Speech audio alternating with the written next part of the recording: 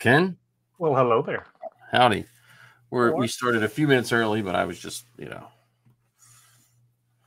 here. Do you know what? You know what this is? I It's a can't coin. see it very well. It's a coin slot Oh, nice. used on two things that I know of in Star Wars. Probably more. The back of helmets? No. R2-D2 has them on Okay. him, and Lord BB-8s? Vader's chest box. Well, BB-8 has them too. He had coins inserted to Oh, he had Canto Bite. Yeah, he had coin ejectors too. I forgot all about that part with BB-8. Man, I'm a fake fan. So I'm waiting for John because we all up. I see John. No, that's not John. That's a whole nother.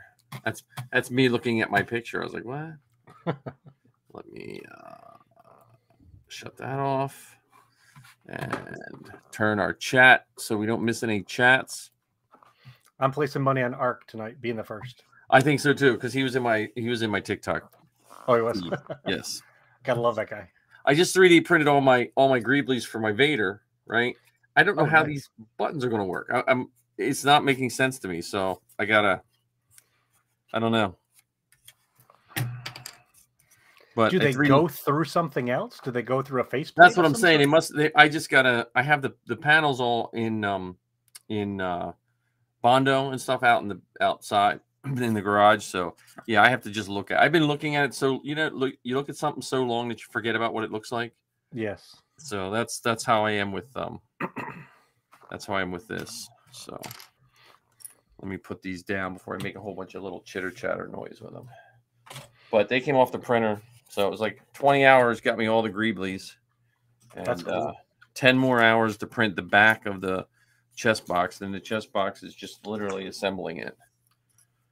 I think some of the pieces I'm going to have to cast real quick in resin because, like the lenses for the lights and stuff like that, I'm just going to pour them in clear resin.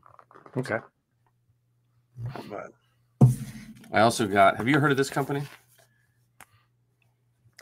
I can't see it. Fan Home. It's called Fan Home. No, what is it? All one word. So you know those stupid ads you get on like Facebook and all that kind of stuff. Sure. Well, I got one of those, and one day, and I think I even put the R2 in our chat, the build an R2 thing. So I got this one right here. Is that a Vader? It's an encyclopedia set. Remember, you might not be old enough, but you used to go to the grocery store and like you'd pay like $1 for an encyclopedia every week or something like that. Well, so I had a set of encyclopedias that were about how things were made, and I remember that they had exploded images of fighter jets, V8 engines, right? Different historical weapons and things like that. I remember having those. I loved those things. I was a dork. I used to read through those things like you wouldn't believe. Right. Well, that's what. Hey, John. Howdy. I almost didn't get done watching all the Star Wars in time. I finished at 8:00 today, watching all the stuff for tonight. There's Star Wars we're talking about these encyclopedias. So let me show you.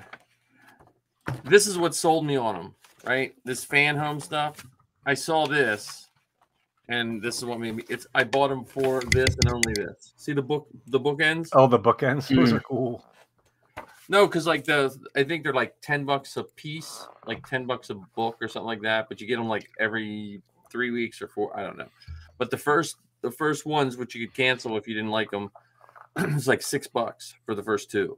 And the first two I got were Darth Vader and Millennium Falcon.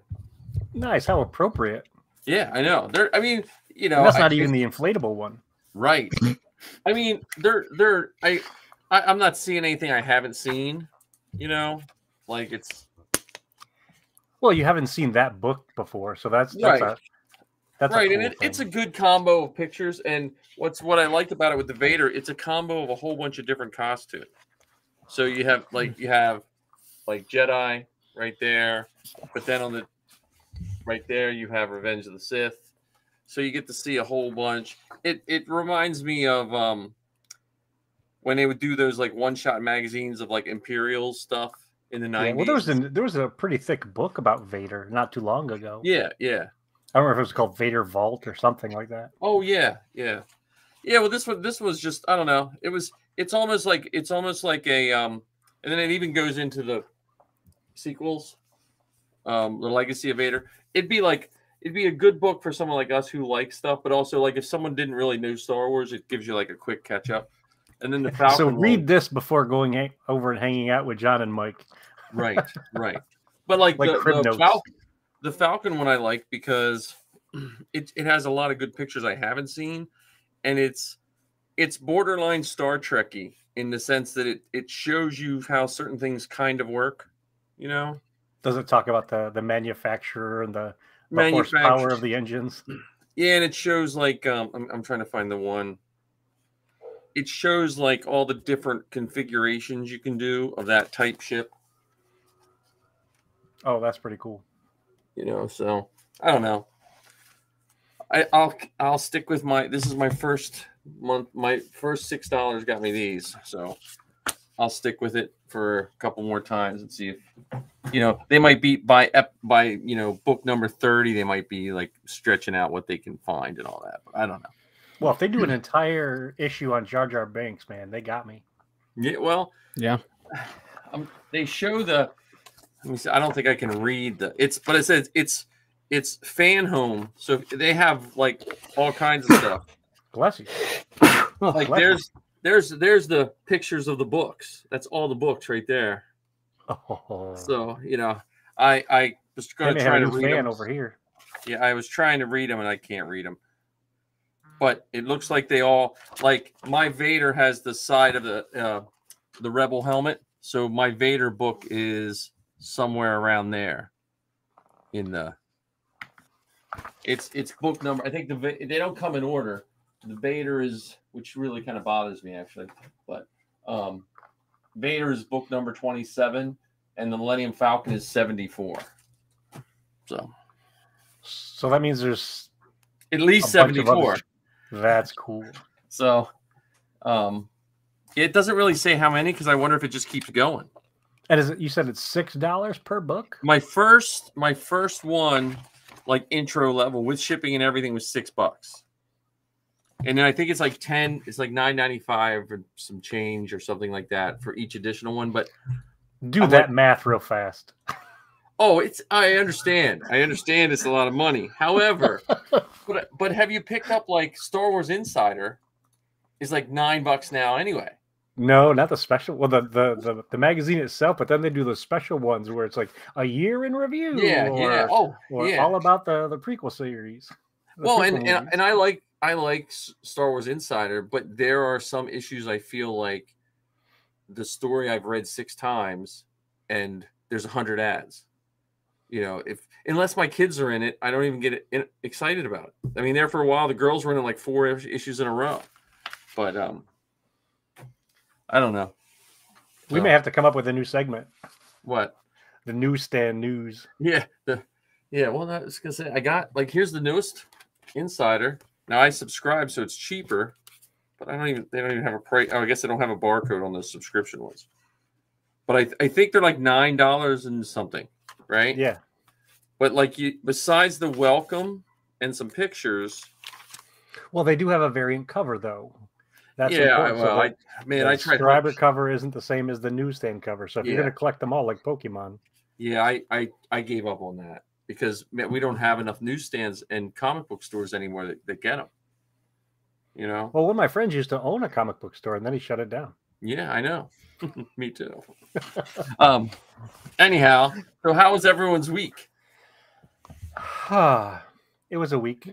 Yeah, that sounds about right. It was a week, that's for sure. I'm paying for my troop because I stepped in a hole and my knee is destroyed. I can't. I look like I'm 100 years old trying to stand up. Like my knee it was my bad knee from a car accident from like 30 years ago, and it's jacked up. And sticking to my old self, I'm not going to the doctor about it. So, So we already stepped. Speaking of stepping into something, are we stepping into troop time already? Yeah, let's go straight to troop time, because I think that was a highlight of most of our, hopefully, you know. So John, what did you troop? You troop like a Yeah, we'll bunch. go youngest to oldest. Yeah. So my only official troop was I did a convention. So it was my first convention. So I mean, it wasn't anything exciting in the ways of like doing things, but met a couple of new members. Nice.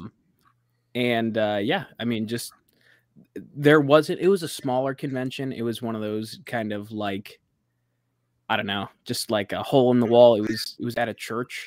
So That's an odd location. Yeah. Well, the weirdest thing is we apparently shared an intercom, and there was a wedding going on inside the church. So like at one point, like we got like the whole like speech of like, and with God's grace, we bind ye in holy matrimony. And John catches on I mean, the fire. force be with you. Yeah, we're all just kind of sitting there like, someone grabbed the mic. What is going on? That's and then funny. they came over the intercom at one point. It's like, sorry everyone, we didn't realize that we were sharing a channel. They heard everything that we were saying, and we heard everything they were saying. So Well, at least on your side, it's funny. On their side, someone's probably crying and screaming at someone. Oh, my wedding is ruined. May we take a moment to praise our Lord and Savior Vader. Yes, I now pronounce you, and then you hear, now don't forget the raffle for the... If you want your pictures taken at the Rubber City Convention stage and enter the costume contest. Yeah, so it's a good troop. Like, cons are that's like a weird animal of a troop, I think, sometimes. Yeah, it was mainly because like nobody was really stopping at our table. Mm-hmm. So the four of us just kind of sat there and chatted. So yeah, we ended up raising like $300 though. Oh, that's cool. Yeah, because we had a little like change catcher. It was a Camtono. Oh, nice. So yeah, I forget what because we usually do one of a kind pets. It's an animal rescue. I forget which one we did for this event. Cool. But yeah, so it was a really, really fun con. They gave us free food, which was nice of them. Because I brought cash because I was like, well, this Saturday is going to be really interesting because I was up at 6 a.m., got to the troop around like 9:30, immediately drove to work, and then I was in costume all night. And then I didn't actually, because I went and hung out with a friend afterwards, so I was up for 26 hours, and that was no bueno.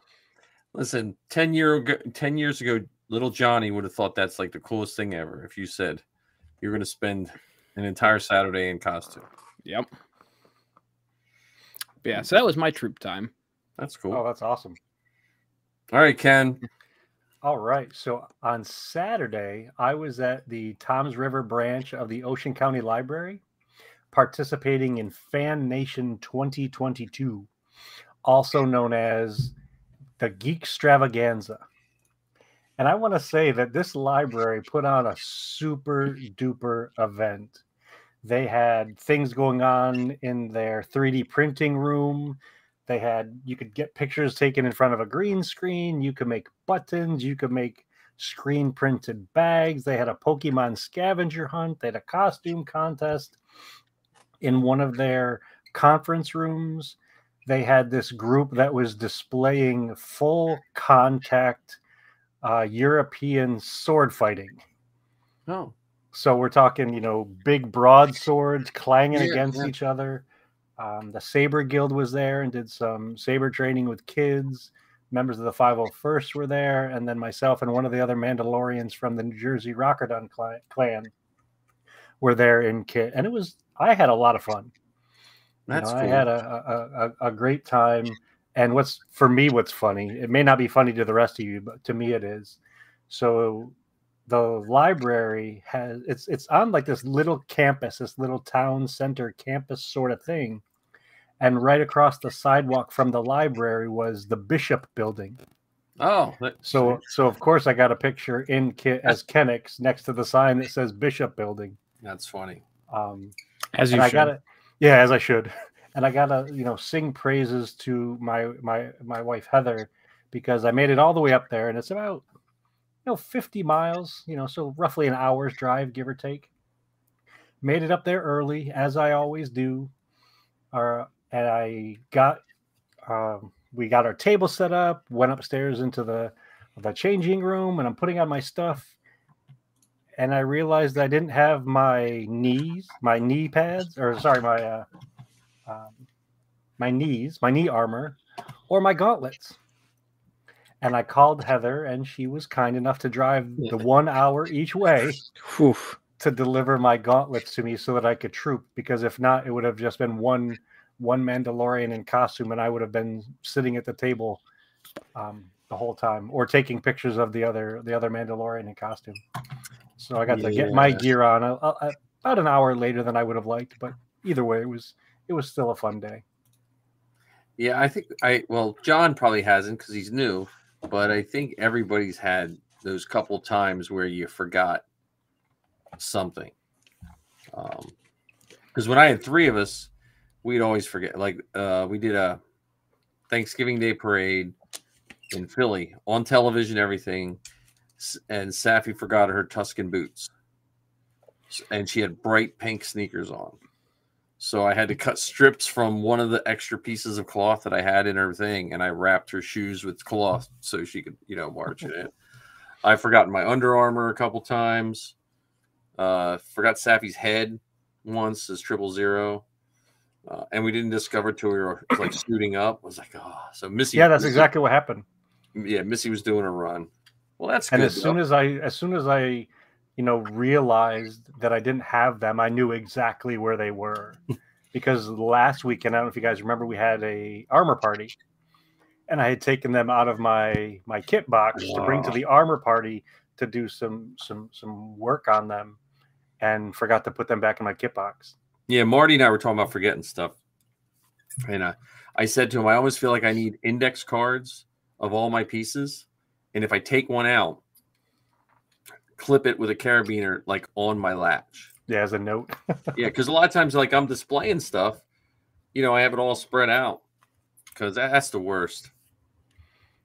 Yeah, so I definitely want to, give props to the library for putting on the event, and even bigger props to Heather for saving Kennex. And this isn't a formal troop, but I will say this out loud to this group. This Thursday, tomorrow at work, we have what's called Thankful Thursdays. So for this month, our organization has ordered a cupcake truck to show up on campus. It'll be there midday, and then it'll be there tomorrow night. And because it's close to Halloween, I convinced I asked our building boss if it was okay if Kennex could make an appearance and hand out cupcakes from the cupcake truck. So I'm going to be there tomorrow at work. That's in nice. My custom Mando. So that'll be pretty fun. That's very nice. And that's my troop time for the week. All right. Well, my troop time, I got to do a wedding. And other than messing my knee up, which honestly I didn't know about till I got out of my car when I got home. I was like, oh, I twisted my, but yeah, ours was with Old Line Garrison. There's no one watching right at the moment, but it was in Pennsylvania, but they live in Maryland. So they knew Pennsylvania Garrison doesn't do weddings. So they asked Old Line. So I was like, yeah, I'm fine with that. And it wound up only being like 30 minutes from my house. So I took Quinn and I went. And I thought when I first went there, I thought it was going to be when they said Star Wars wedding. I thought it was going to be like maybe someone had a lightsaber and the centerpieces might have had like an Ewok on them or something like that. We get there. It's out in this wooded grove that looks Endor-ish, maybe, and the groom was in custom Mando gear. Like full helmet. His helmet was the heavy trooper. Like Pax Vizsla? Yeah, and then his armor was a mashup of, I don't know armor, but it looked more of like the slightly more modern, almost the like post-imperial, like Din Djarin's. Nah, well, maybe it kind of reminded me a little bit of the chess piece. Reminded me of a bigger version of his original chess piece. Okay. And then, but then he had he didn't have a flight suit. He had actually like a suit under it or something. I don't know. But then he was, he had gauntlets and the whole thing. And then his wife's dress was made by her mother. It was almost like a combination of a whole bunch of different Padme dresses. Oh, that's very which was really cool. It was like a custom one, but if you didn't know Star Wars, you're like, oh, it's a really cool dress. But anyone who knew Star Wars, you're like, that's from something from Padme. I just don't know what it is. And then all the groomsmen were Jedi in the color of his armor was like a gray and black, and all the groomsmen were Jedi with a gray and black color scheme. And then the bridesmaids were, I think it looked more like Rey. It reminded me of Rey. They were like Rey costumes, but they were a gray like and black. Scavenger Rey. Yeah, kind of. I mean, it was a little custom, but it was really cool. And then all the kids in the wedding were dressed with like Ewoks. They had furry suits on. So it was hopefully it wasn't at night and they got confused by hunters. Little Timmy is hanging on the neighbor's wall now. No, and then the whole ceremony, the preacher was stretching with his Star Wars knowledge because he was saying stuff that, like, as me, I'm standing in my TK, I'm just like, that doesn't really make any sense, but whatever. It was like, I think he just took the sermon and he just plopped in like, oh, I know Yoda, so I'll say, you know what I mean? But that was good. And the reading was about the Force, which was really good. The fact that it, binds us together. Yeah, that's what they did the lines. I think they did the line from Obi-Wan. They tweaked it a little bit. Okay. Yeah, it was really neat. And we got there. It was funny because they wanted us to be like flanking, so people would walk between us to sit. Oh, the ushers. We weren't really ushers. We just stood there and they just walked between. People were afraid to walk between us. They just walked around because it was. We had a Din Djarin, a biker scout, myself, and Royal Guard. And then Royal Guard, he walked the mother of the bride down. So that was really cool. The Din Djarin was he was one of the only Din Djarins I ever saw that wears the rifle on his back. Wow, he had the magnetic thing and everything. It's like, so. Oh, that's awesome. That was really, but it was a lot of fun. Speaking of weddings, do you think you'll be able to come up for the 11th? I'm planning on it. Okay. What is that, a Thursday or it's a Friday night? I'm planning on. What time? So they'd like us to be there 6:30. They'd like us to be there around 6:30 or so. Suit up by 7:30, and be there after dinner. Okay, because if 6:30 I can do, and I think if Sappy's off, I'm going to try to bring her. Okay. If you can have a protocol droid. Oh my goodness, that'd be awesome. So, and they have an elevator that we can use because they've given us a conference room on the second floor to get dressed up in, and then we can come and enter into the space. And I got the floor pan, and I've got an idea in my head. I was talking to Marty. Marty's coming. Awesome. So you have Chewie or whatever. He'll do whatever, but I would personally, if I'm having Marty do anything, he's doing Chewie. I'm just, a million times yes. Yeah. So and so just so you guys know, this is a friend and a coworker. So this isn't just someone asked me about it because they know I'm a Star Wars nerd. This is someone who works in my organization. She's an ER nurse. Absolutely fantastic. And this is, I don't know if it's going to be as extreme of a Star Wars wedding as that, but I know that all the bridesmaids are carrying bouquets with lightsaber hilts, and the groomsmen are wearing rank badges, and there are going to be Star Wars centerpieces. And I don't know if they listen to our show, and I hope they don't. At least not yet. They don't know. Like, that's the best. They don't know about this. So the maid of honor and I will probably get some big hugs for helping make this happen. Nice. And I've got hopefully if things go smoothly, I'll have some Jedis there, and I've asked some mercs to show up. So we'll see what happens. Yeah, I'll be there. I mean, unless my house blows away, it's on my calendar. No, because that kind of brings me into like just bring us back to trooping, and John doing a convention and you doing a library event. when library events are done, like conventions, I go back and forth on conventions because, again, like John said, there's sometimes you're just there, and you know what I mean, like, and it's a little different because when you're with conventions, especially the way cosplay and costumes have gone in the last 4 or 5 years, we're not the spectacle we were 10 years ago. You know what I mean?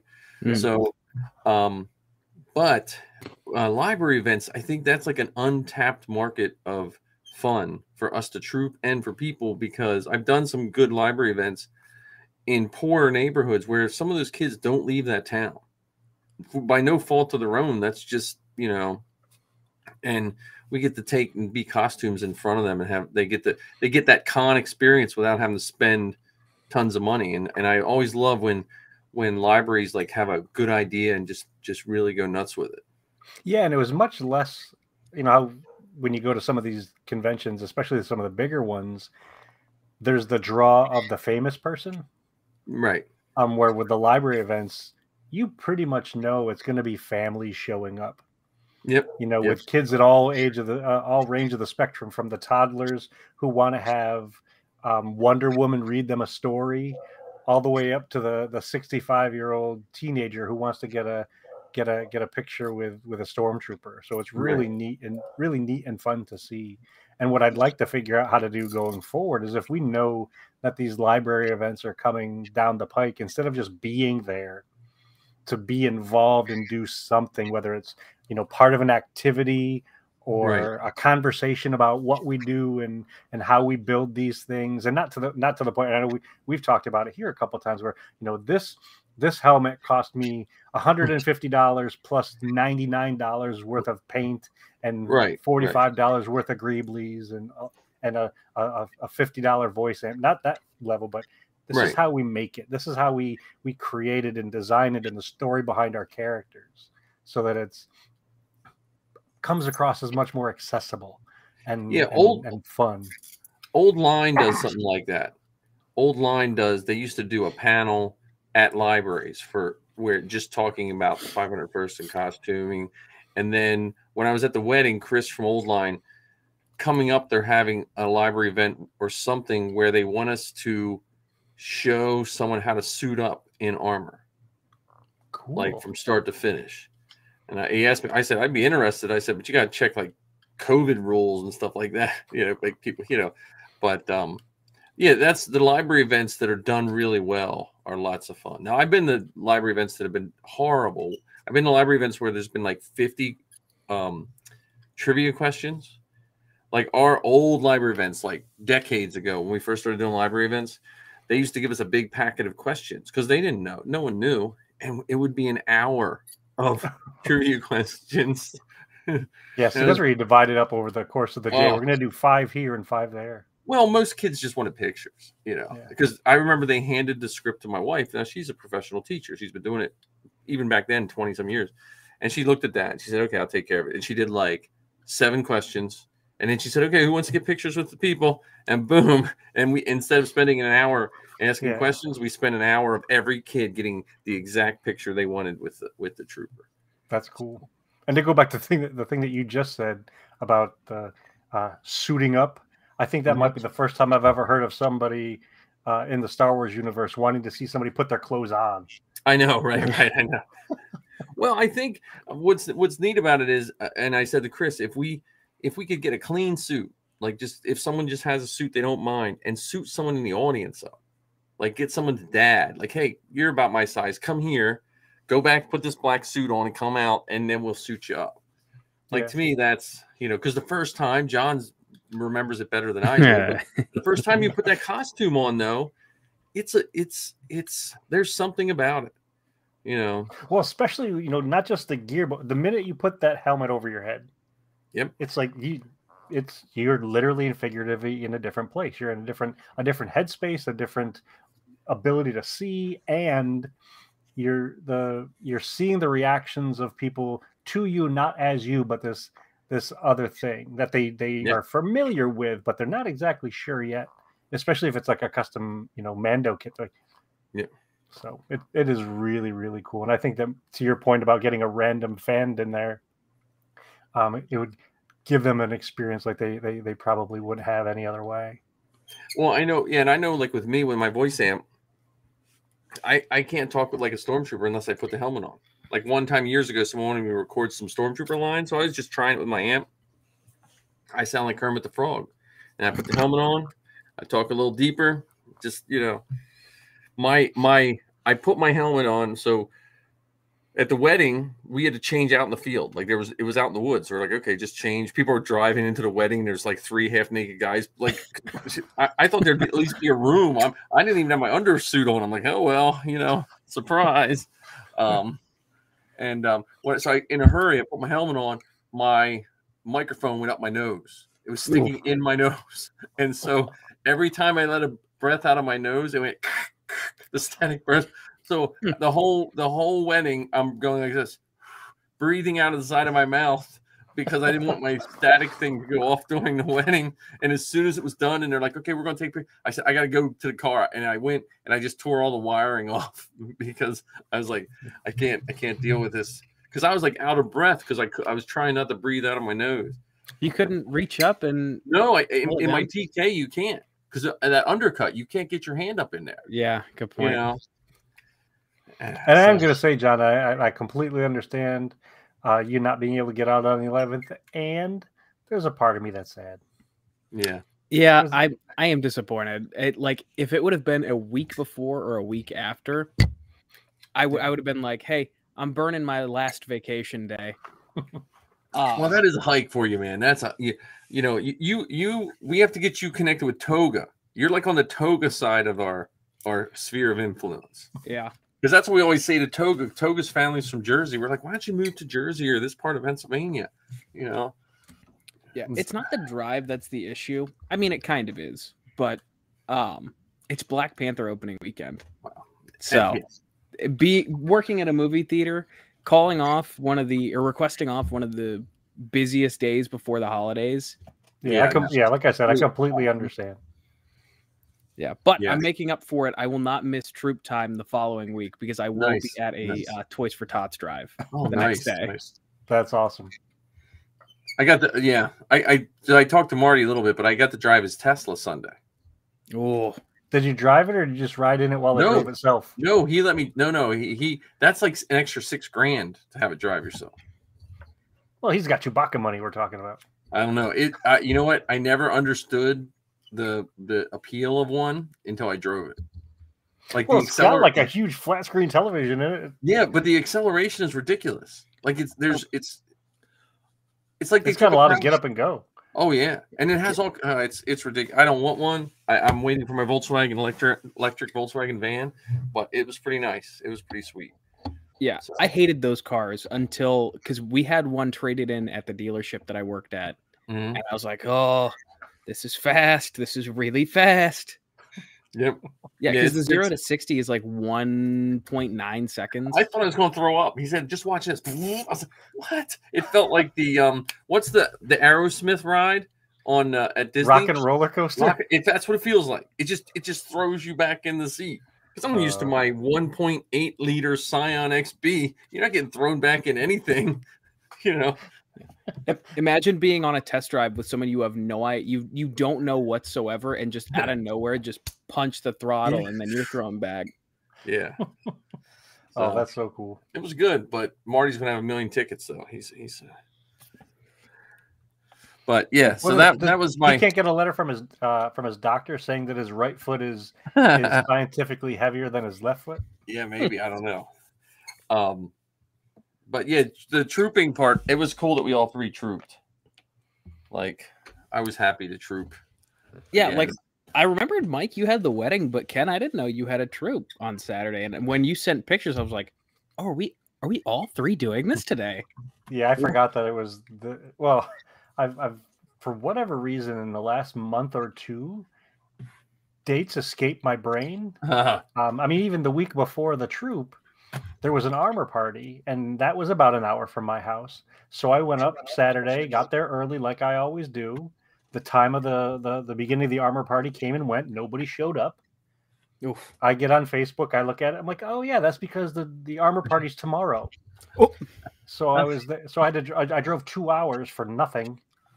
I was there a day early, which is better than being a day late, I guess. That's true. That's But true. for whatever reason, lately dates really have been falling out of my brain, and I don't understand why or how.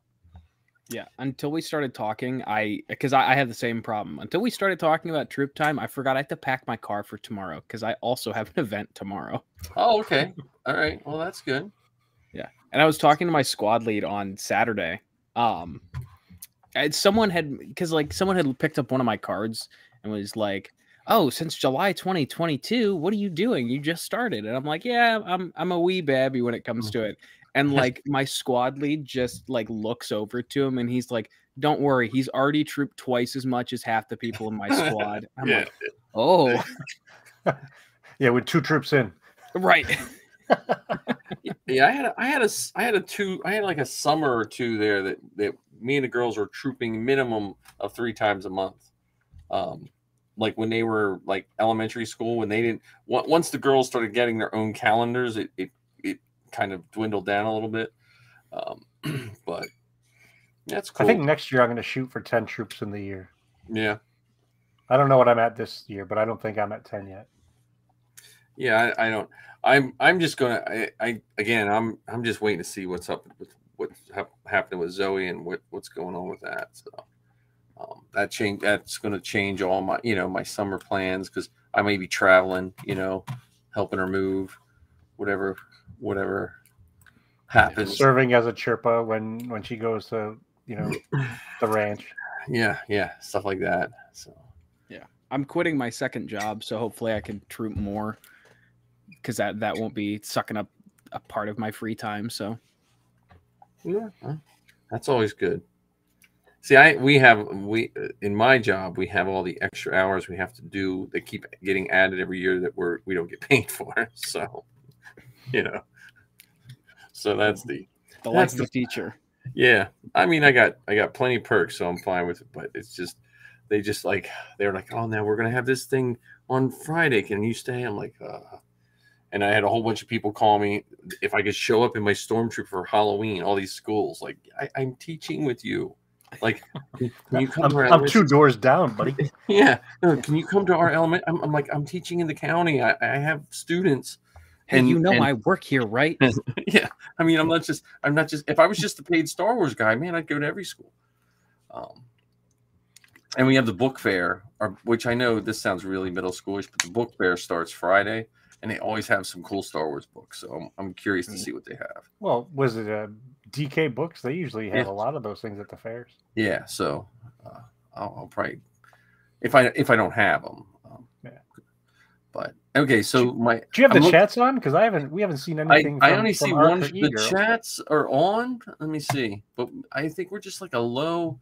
I think everyone is on. I think we're just on a bad week or something. I don't know. Well, our fans it could be a good week. I mean, they might be watching, some of. Well, that's true. It Star could, Wars stuff. I think everyone is on. Hang on, whoops. I got to turn. I don't see any chats, but it could be. There was just so much Star Wars to watch tonight. Like I literally, by the time I got home from work and did some stuff, and I had to like binge it, and so here let me see what I have on my list. We have hellos, troop time, podcast talk. Any new podcast that you guys have? So I have you to thank and you to curse. Oh, which one? For encouraging us to listen to the Dad Batch. All right, that's good, right? I've listened to a couple episodes of them, and I'm impressed with what they do and how they do it, and I'm also saddened that we don't do things as cool as they do. Because we have some very similar ideas. Oh yeah, they have the workbench of the week or whatever. Yeah, and, we have. But they got the cool Home Depot mix music. Because I was like, I know this music from somewhere. Yeah, so they're a great bunch of guys. Yeah. The one episode that I listened to was of them talking with the main Legion CEO. Justin. Yeah, Justin Seinfeld. What's his last name? Seinfeld. That was a fun episode. He's a Jersey guy. Yeah, I know him during the pandemic when I became friends with Jordan and all them, he's friends with Jordan. So, and me building C3POs, he does the C3PO. So I became like friends with him. I ran into him. At Celebration. Got to talk to him a little bit at Celebration. He's a really good guy. Like he's, you know, and the interview even made him seem even better. 100%. I totally agree. And that actually gets me to this part of the conversation. I know it's not Costume Corner, and I'm going to put it out there anyway. And everyone on this show by now knows that I'm a member of the Mandalorian Mercs, the custom Mandalorian. I have a custom Mandalorian, and I'm working on a post-Imperial kit. This is where I definitely want you and John's help. I want to make a Din Djarin that can be approved in the 501st. Yes, I think I want to step my toe into that realm of costuming. Well, I can tell you, I'm in the same boat with that because I want to do it too. So maybe we should make ours together. Like, which one do you want to do? Do you want to do the Pinto version, or do you want to do the? I think I want to do the Pinto version. Me too. And I don't know why, because I like the Beskar and stuff, but I like that Pinto. I think it's because that version we saw so many pictures of it when we didn't know what was going on. Like that was the picture. Well, there are two reasons for me. One, it's less fancy. Mm-hmm. You know, so it doesn't have the. I mean, my Kennex is already like the shiny, you know, armor and things like that. Right. And it seems like Brendan Wayne really likes that version of. Oh yeah. Of it. Well, and John, so Justin, because I was talking to Justin this summer, because I started planning on doing that costume in like last January, but then it just got sidetracked. But when I contacted Justin, and I was like, look, where did you get your undersuit? You know, and he got it from Cosplay Sky. His approved Mandalorian undersuit. He just bought the undersuit, you know, seam ripped all the stuff off. Yep. And that's what he uses for all his undersuit. That's awesome. Because they're like, I think that one, the one that goes with that is, I want to say if you get them on sale, it's under $200 shipped. That's cool. You can't get stuff sewed. Even if you don't want to sew yourself, the fabric's going to run you $100 anyway. Yeah. You know. So that and that's a good show. And I know John, the guy who does Hunter. Okay. I know him from I met him online. Oh man, right before the pandemic, and then he was making stuff, and we were just like that kind of buddies. And then he ran into Zoe at the Andor premiere, and then him and Zoe just trooped. Him and John and Zoe just trooped Sunday, at the beach for a Halloween troop, and he gave her a ride home. So, that's cool. That's very cool. The guy who does Crosshair. I met him once, but I know his wife and daughter, they do the Death Watch Girls. Okay. I don't know if you ever saw them or not.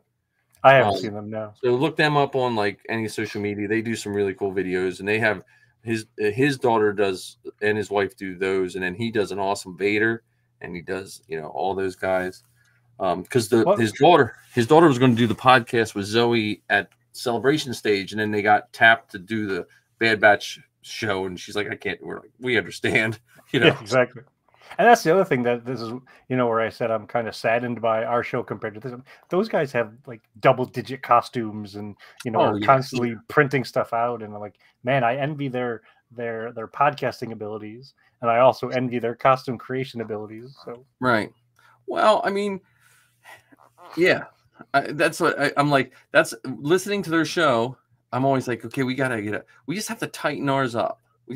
We start with the tightening of it up a little bit, and then we can move on to the post-production, because the post-production stuff is really nice. I like with those. It's just I also like to get like I want to put our show on a stream, but as long as we're doing these hours and hours long shows, it's not feasible to. It just takes too much time for the turnover. Yeah. And but yeah, that's a good podcast. And Brendan Wayne was on. He wasn't on theirs. He was on. He was on the Armor Party. Armor Party. He was on the Armor Party. Yeah, which is another one that I have you to thank for getting to listen to them. No, it's fantastic, because you know I have 2 hours worth of driving at least every day. You know, and so it gives me opportunity to listen to new stuff or different stuff. And I also really appreciate both of their shows because they're in terms of attitude, they're a lot like us. And I'm not saying that Yep. we're special or that we're better than other folks. I don't hear the level of judginess or disrespect or absence of appreciation. I mean, when you hear them talk about it, there's this level of thankfulness that these shows are out there and excitedness for what they see, and they sound very much like us, where they'll pause and look at this costume and say, I saw that, now I want to make this. I mean, they already printed, they 3D printed one of the baseball hat helmets from one of the first episodes of Andor. I'm like, yep, these are our kind of people. Yeah. And well, and again, they're not. It's just like I think of. I'm getting to think of now like the Unifying Fan Network. It's almost like a Rotten Tomatoes stamp on a movie. It's almost like that. Like it's like if I hear a show and I would say, okay, well that would fit on the Unifying Fan Network. It doesn't mean you have to like everything, but it doesn't mean you spend any tons of time just complaining about something. Like I like when they do I think it's Crosshairs, no, it's Hunter's Hard Drive at the end. Some of them they do Hunter's Hard Drive. Have you heard that? Not yet. So Hunter's Hard Drive, usually he picks a movie, sometimes Star Wars related, sometimes not, and they all decide if they want to keep it or not. So it gives them time. It gives them a segment where someone can say, hey, I just didn't like that movie, or I didn't like that movie, but they don't. It's just like a fun tongue-in-cheek, like, you know. Yeah, and I think it's one thing to say that you didn't like something for reasons. It's another thing to say, I didn't like it, and that's why that sucks. Right. And everyone that likes it, there's something wrong with it. Yeah, like I can't believe you would want to watch that. You know, what's this 1978 holiday special? Yeah. So yeah, John, like I said, John has been good to Zoe, and they all, like I said, they're all good guys. I'm tempted. I'd love to have the two shows I think Zoe would have fun doing. The first one is you guys' show, because I was listening to your show, and oh no, technical difficulties and breaking news incoming. Oh, cool. Sometimes you guys have an unrehearsed segment of old guys talking about what they like and old guys talking about what they think the kids like. That part is funny. And there's so many times like, are we really those guys? Are we really those old guys with the it's kids almost like I would like Zoe to be there. It would almost be like a court case where you'd be, okay, kid, do you know? Well, that's what we've talked about it here before, and I don't know if you were on the show or if it was just when John and I were doing the Beskar Bucket. The idea of a debate club. Yeah. You know, a Star Wars debate club where we debate one aspect of a show or one aspect of a movie or whatever, and you talk about all the reasons why it's this, I talk about all the reasons why it's that, and we have one of the three of us as the moderator. Well, right, but like on your show, I don't know if it's Dex. I'm trying to think. Someone always talks and acts like kids don't like it or don't like how you guys like it. Dexter likes to bring up the kids these days. Right, but I wish if Dexter would talk to Zoe, she probably agrees with a lot of his sentiment more than he realizes. Like, I think he's aging himself by mistake. Yeah. You know, because like if you hear kids like Zoe, the fans, I mean, not every kid likes Star Wars. It's just, it's not, and Star Wars is going through that weird thing now where when Force Awakens was out, every kid loved it. Every kid in my school loved it. And now we're at that phase where it's going back to just you're nerdy if you like it. It's kind of like that Return of the Jedi era of Star Wars in the 80s, and it's that in the Revenge of the Sith era when the people, it kind of goes, ebbs and flows. But yeah, so one of the things I think is interesting about that is at least where we are now, I think it's nearly impossible for anybody to watch a Star Wars fresh. Oh, right. Because Star Wars is so much a part of just culture everywhere, whether you've seen it on the package of Goldfish crackers, or you see a Volkswagen commercial with the kid as little Vader, or you've seen some of these TV shows or movies or what have you. So it's we'll never be able to go back to 1977 where folks sat in the theater for the first time and had no thing to compare it to. Right. So Well, now wherever people jump in, they've got those connections of, is it better than that or worse than that? Or yep, we hear you whispering there, John. Oh, you hear me? Yep, we're just finishing up podcast time. So I have one last podcast. Now, this Ken, you'll hate me for suggesting another one. Besides all my Star Wars podcasts, Dad Batch, I think Dad Batch, everyone should listen to that. It's like we're the Wish version of the Dad Batch. like I ordered the Dad Bash on Wish, and this is what I got. And I got the inflatable Falcon. So no, just different styles. But anyway, there's the one called Good Assassins, un-Star Wars related, but kind of Star Wars related. So the first season was about a bunch of hunters hunting Nazis in I think it was the 50s and 60s, and assassinating like Nazis for war crimes and stuff like that. But the second one is about this spy in France named the Limping Lady, and they're trying to catch him. And here's what reminded me of Star Wars. So the partisans in France, if they killed an officer, like, they were trying to kill officers during World War II. If they killed an officer, the Nazis would burn a whole town down. Like, even if they couldn't find partisans, they would just say, look, there was one killed here. They'd burn a whole town. And they talk about that kind of stuff. And then we go back to Star Wars and we look what the Empire, someone who wrote Andor studied the history that George Lucas built Star Wars around. Because you hear the tactics they're talking about, like tightening their grip and stuff like that. And sometimes people try to make stuff up. And I think maybe that's where a lot of science fiction fails. They try to make something up without looking at the past to see how things really tend to evolve. So that was I was listening to the Limping Lady, and I don't know. It just caught my eye. And also, I think that's some of the stuff where Andor really excels is the connections back to what Lucas was doing back in those early movies, using real world historical things as the basis for what was showing up on screen, plus myth, plus the cinematic work of other folks. And I think the directors and the writers for Andor specifically are hitting all of those beats very, very well with Andor. Right. All right, John, what's your podcast time? You got any podcasts you're listening to and then? I do not. However, notice a second chair and a second set of headphones. Yes. Papa John will be here in about 10 minutes. Yay! There we go. That's a good. So that's awesome. That's cool. That's very good. Yeah, I think, John, I got a picture for a new Beskar bucket. You got to get a hold of Zoe and Lizzie and interview them about the first 7 years of podcasting. Because I can't get those girls to say anything on their show, but hey, it was our 7-year anniversary. Oh, that's great. And then they just moved on to Andor. I'm like, I send them show notes. Hey, could you talk about being, and that's what they literally spent 15 seconds saying it there. I was like, well, thanks. So yeah, no, I'll message Zoe probably sometime tonight or tomorrow. Yeah, no, I'm down for that. That's a good idea. Yeah, because you have the benefit of asking them questions that won't come across as these are questions my dad is asking.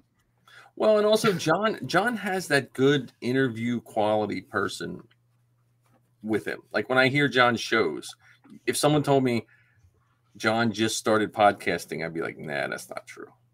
You have a good cadence and a good pacing and a good wait time. Zoe did me justice when she did Brendan Wayne, but they had some technical difficulties. And usually it's pretty easy to cut out, but he pauses a lot in his questions. Hey, Ark was first. He pauses a lot. He pauses a lot in his questions, so it was a nightmare editing out a lot of the errors.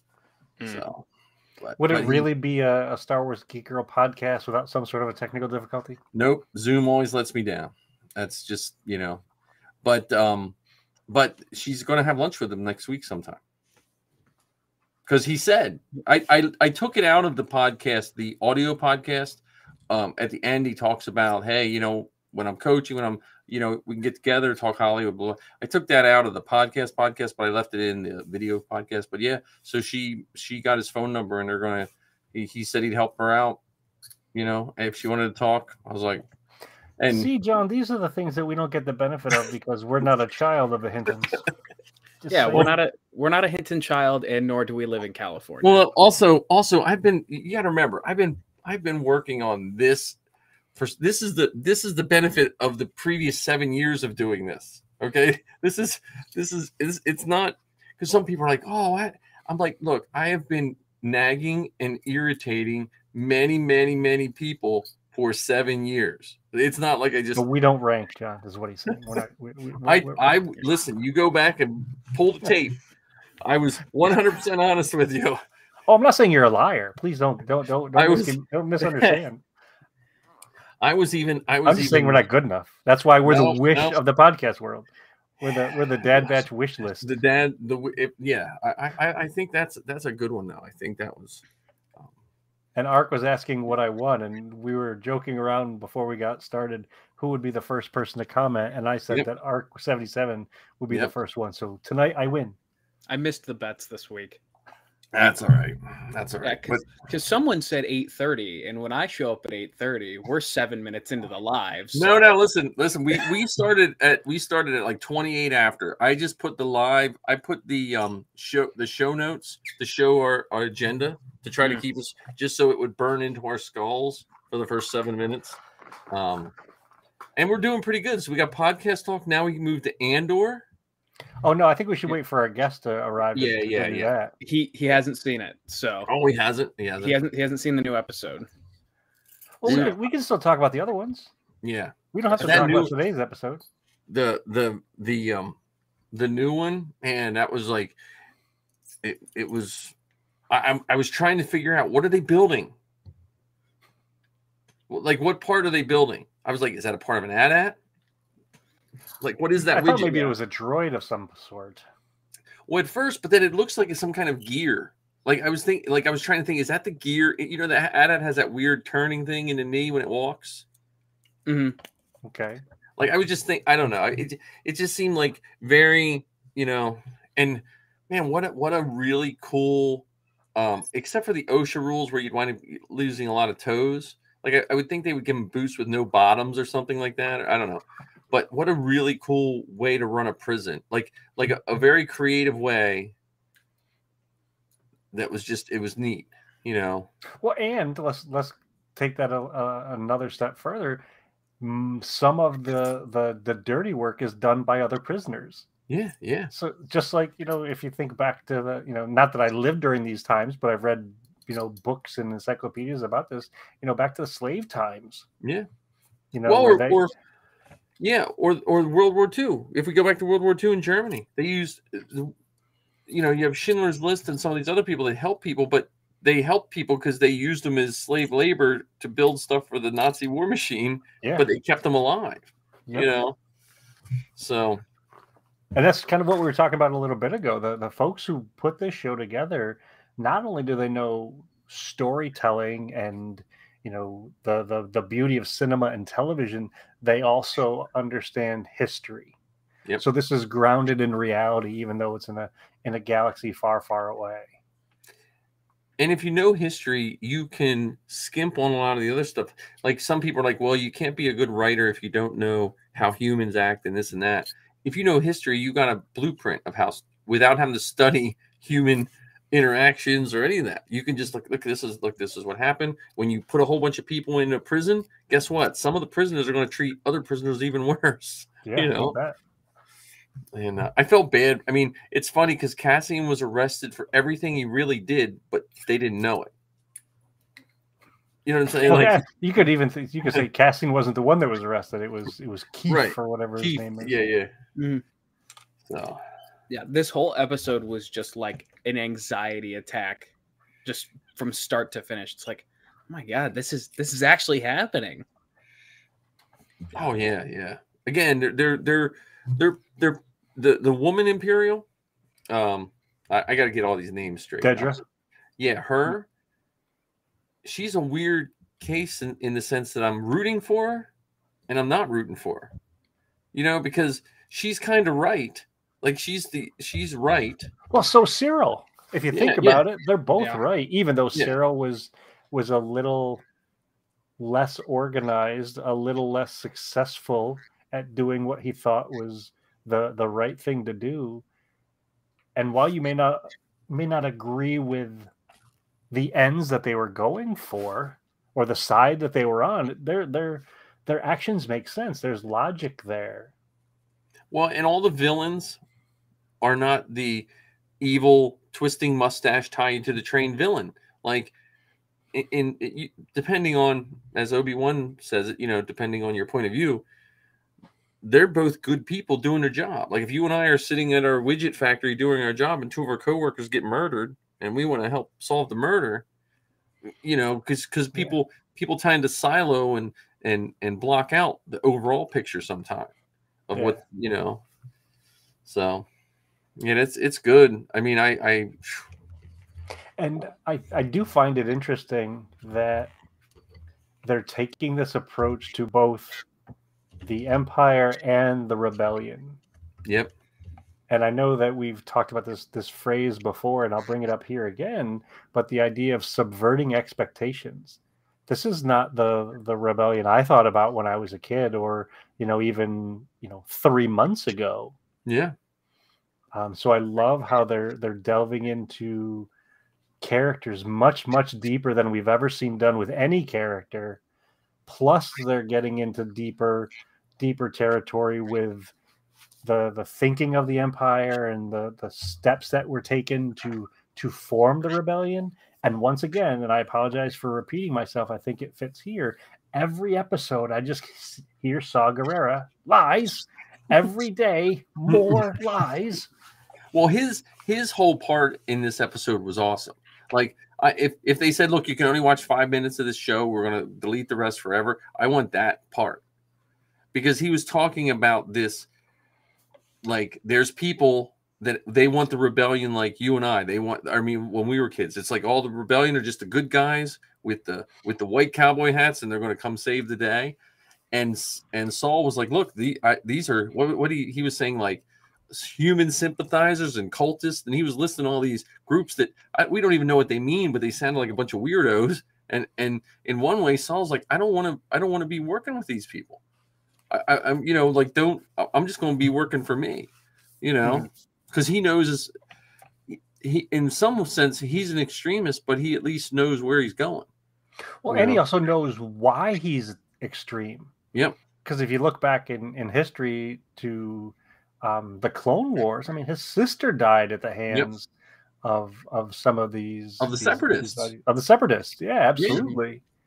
You know, so he's experienced this loss, and, you know, has firsthand knowledge of what has happened up until that point, where many folks are looking at the stuff from a distance, and or looking at it from the propaganda side of it. This is what's showing up on the news media, or this is what we're being told about that group, and why we shouldn't support or listen to or follow that group, because they're, you know, against the Empire. Now, did you guys pick up on, is there something up with Mon's kid? I think so. I think there's something up with her kid as well as her husband. Yeah, her husband, I figure he's shady, but there was something up with her kid, because they showed her kid twice when she was looking a little nervous. But then when they were standing by the window, the daughter kind of walked behind and went around. And I was like, that just seems like, and maybe I'm overthinking it, but I think of these shows as they're so precise in every single thing they put in frame. So why would you just have her walk in the background and it wasn't overly noticeable? And she didn't really do anything, but I'm just like, it seemed slightly out of place.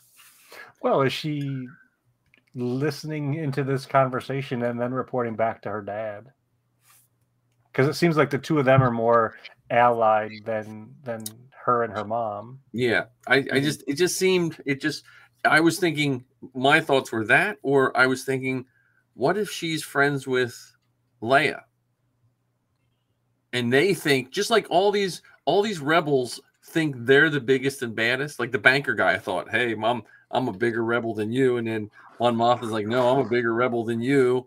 And then all those other ones. And then I wonder, like, if these kids are there's a whole nother, like, if it's a whole nother thing, you know. So you think that the daughter may be on the rebellion side? So she might be. See, I was wondering because, like, I'm just wondering because if her daughter is on the rebellion side and she doesn't think her mom really is, because her mom, in theory, is working for the government. If you're against the government, like, her mother does a pretty good job of being in the government. And on a kid's mindset, you would think, you know, because I'm wondering if Leia thinks like her dad's like the only one standing up against, because he might not be telling her to keep them safe. I don't know. Maybe. That's the only thing that ran through my head. I'm probably way off, but that's what ran through my head. Me overthinking the whole Well, I think this show is designed to get you to overthink. Yeah. Because going back to my comment about lies and every day more lies, you truly do not know who's what. Right. And two tubes. We saw two tubes. Well, which two tubes was that? Was that I don't know which pod two mate, tubes, or was that the two tubes from Rogue One? Well, they were brothers, right? Yeah, pod mates. Yeah, I think they're brothers. called. Yeah. So, because I was like, I think that looks close enough to my my Tuscan rifle, you know, because he's holding that long rifle. I was like, that could. And that wasn't Jeddah that they were on, was it? It was a different no, rocky cave planet. Yeah, it started with an S. They said it in this show, but yeah, that was good. Did anyone else catch Admiral Yularen? Yeah, he was in the week before, right? I think so. Yeah. He was. Yeah, but I didn't think he was as prevalent. When I heard Zoe talk about him on her show, and she was saying, like, when she was a kid, he was like one of the heroes. Like in the Clone Wars, it's just weird, like, you know, when you're like, oh, he's a bad guy. Well, and in the show, he's not an admiral yet; he's a colonel. Right. So he grew up to be an admiral in A New Hope. Yeah. And the other reason I knew it was Yularen is because I get up really early in the morning to watch these things, and I don't have the volume up really loud on the television. I have closed captions on, and at last episode it had Yularen and then his dialogue. Yeah, that's what the Dad Batch were saying, because someone called him Yularen, and then someone was saying, "Yeah, I had the credit, the whatever scenes on the closed captions." Closed captions, yeah. I get tired. I don't like words on my screen. I only watch them when I watch the British shows with a really, really thick British accent, and I can't understand what they're saying. But yeah, John, I got my Vader stuff is printed, most of it, but I have my coin slots for. Oh, there we go. Now they need to be silver. Yeah, I think I'm gonna take all these little Greeblies, clean them up, and throw them in dragon skin so I can pour them in resin. And just be done with it. But yeah, I am. Andor, I mean, you can't. There was so much on that show. The prison, like, what a cool. I mean, not a cool prison cell. My creative one. Yeah, my only gripe, if I had to gripe about it, was why wasn't the numbers in Arabish? I thought they were. Yeah, they are. Nah, they were just like they were almost in the same font. Or do you think they're just stylized? Yeah, they're like in the same font Andor's in. Okay. You know that. But yeah, that was a pretty sweet. I guess it's really not a prison, it's a work camp. I mean, is there a difference? I don't know. He got 6 years for running on the beach, man. You know, right. That's a rough sentence.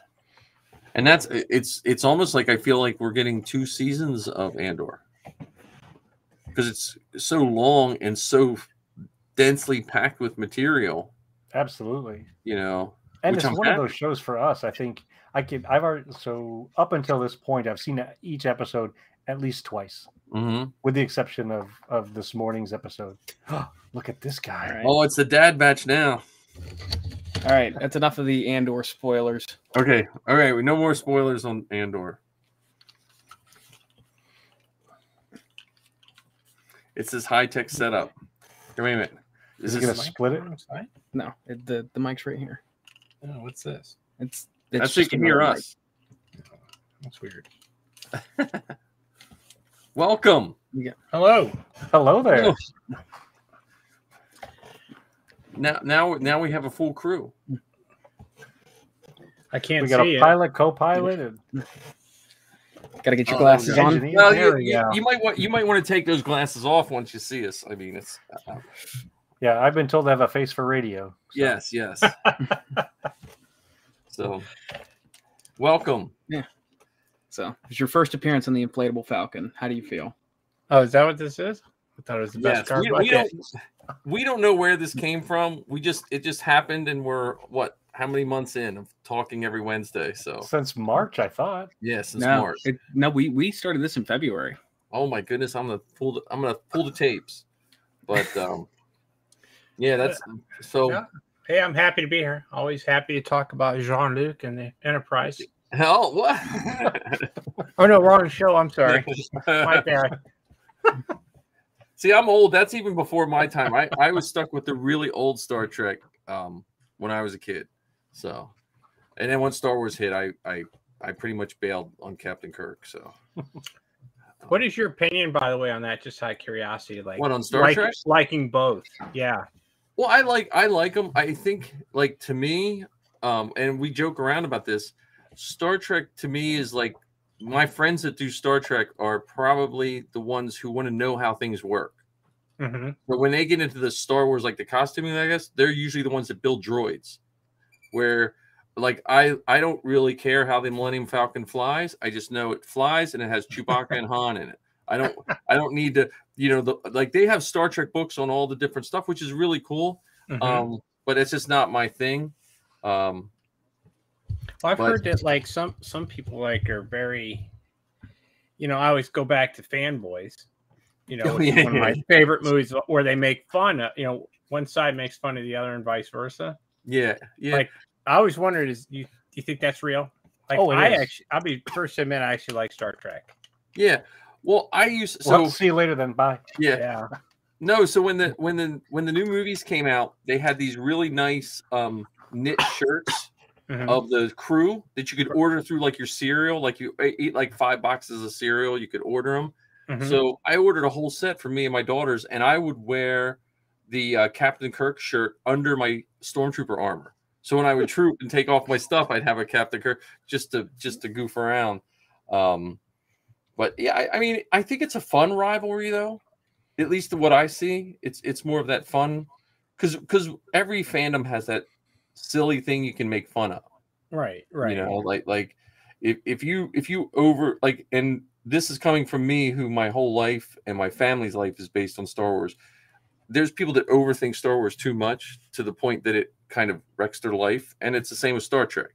And it's just that balance of that makes it fun. If this wasn't fun, I wouldn't be staying up every Wednesday night when I should be grading kids' work. Okay, kids, we're going to see a film today.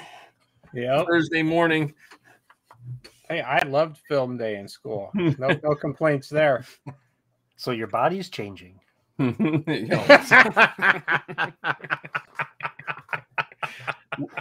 had the one cool.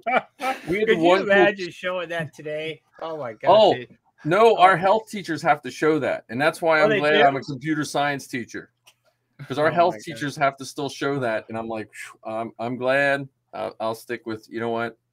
I'll show you HTML. But no, yeah. I mean, I just think all the fans, comic book fans, everything, and we've said on this show, it's pretty neat that there's someone. I live in the middle of Pennsylvania. Ken lives in Jersey, and John lives in Ohio. There's no way in any other point in time we would meet other than Star Wars. That's true. Like I met John from his Star Wars TikTok, which is really weird when an old person is on TikTok. I know, but that's how I met John. And I met Ken at an armor party in New Jersey when I was just a driver for Zoe. Oh no, we were in Pennsylvania. I met you in Pennsylvania. Yeah, Philadelphia. Yeah, that's right. Just outside of Philadelphia. Yep. So, kind of meeting in the middle. Hold on, you're on TikTok? Funny. I didn't know that. We're trying to get him over 10,000. You know, he has to get 10,000 subscribers. Come on, John. Really? Yeah. Well, Mike's got what, 153? 152. 1,000? Yeah. 1,000. Wow. Yeah, you can thank Marty for that one. Like I had one of Marty's. Well, it was my video. It was my video. True. It was, but one of my videos. I was sitting at parent conference night. I went to school that day. I had like 5,000 followers, and it just kept racking up. And my wife like texted me, "What's going on?" And I put this stupid, like really stupid video of Marty in his Chewie costume with the world's smallest woman, and it just went boom, like 1.5 million likes, I think, in a couple days. I don't know. It was crazy. So, and that's 99% of my likes right there. But I don't know. But yeah, we got to meet John. We got to go. Got to make a movie. Hopefully, that movie comes out soon. Yeah, Matt's been real on his social media campaign recently. Yeah, so. yeah. Well, he's trying to get it in some cons or film festivals. I don't understand all Is that. the movie part. done? Is it done? I thought you had to do reshoots or something. Matt's a very artistic person, and unless we rein him in, we don't know what's going on. And Like, did you it's say he's trying to get it into the Cannes Music Festival? He's trying to get he's trying to get it into cons. Oh, Or not con. Yeah. like the no, like CANNES. That No, film? CONS, like comic Okay. book cons. Oh, He's okay. trying to get it in the cons, but you know, he has a guy doing all his special effects, which is really cool. As long as he doesn't take out too much footage of us, and he puts in your after credit scene of Din Djarin. Yeah, So, I will be thrilled to see that one on the big screen. Yes. That was a good one. Where would this play at? Like, where would we actually be able to see it? Apparently, he's trying to get into like film festivals and An like actual conventions. film festival Yeah. somewhere. Well, he does. He's cameraman in New York City. Like, he does this for a living. All of his friends okay. are like, so I think he has more connections. I just know with him, when he first contacted me about 6-8 months before COVID hit, Mm-hmm. and he wouldn't. I had to basically force him to pin down a date to film, because he was like one of these. Well, look, I'll just call you on Thursday and you can get some guy. I'm like, no, it doesn't work that way. We have to travel and so he's hard to pin down. But when you pin him down, he does good work. And that's when we met John the first time, and he got to wear my 1TK. I think. Oh yeah, my armor is. I don't know where my armor's at. Oh, there's my Sand Trooper right there. But my other armor is still in my tote. I was lazy. Hey, it's Chewie with Ken. Sometimes she just wants attention. Well, I didn't know we could bring puppies. I have one.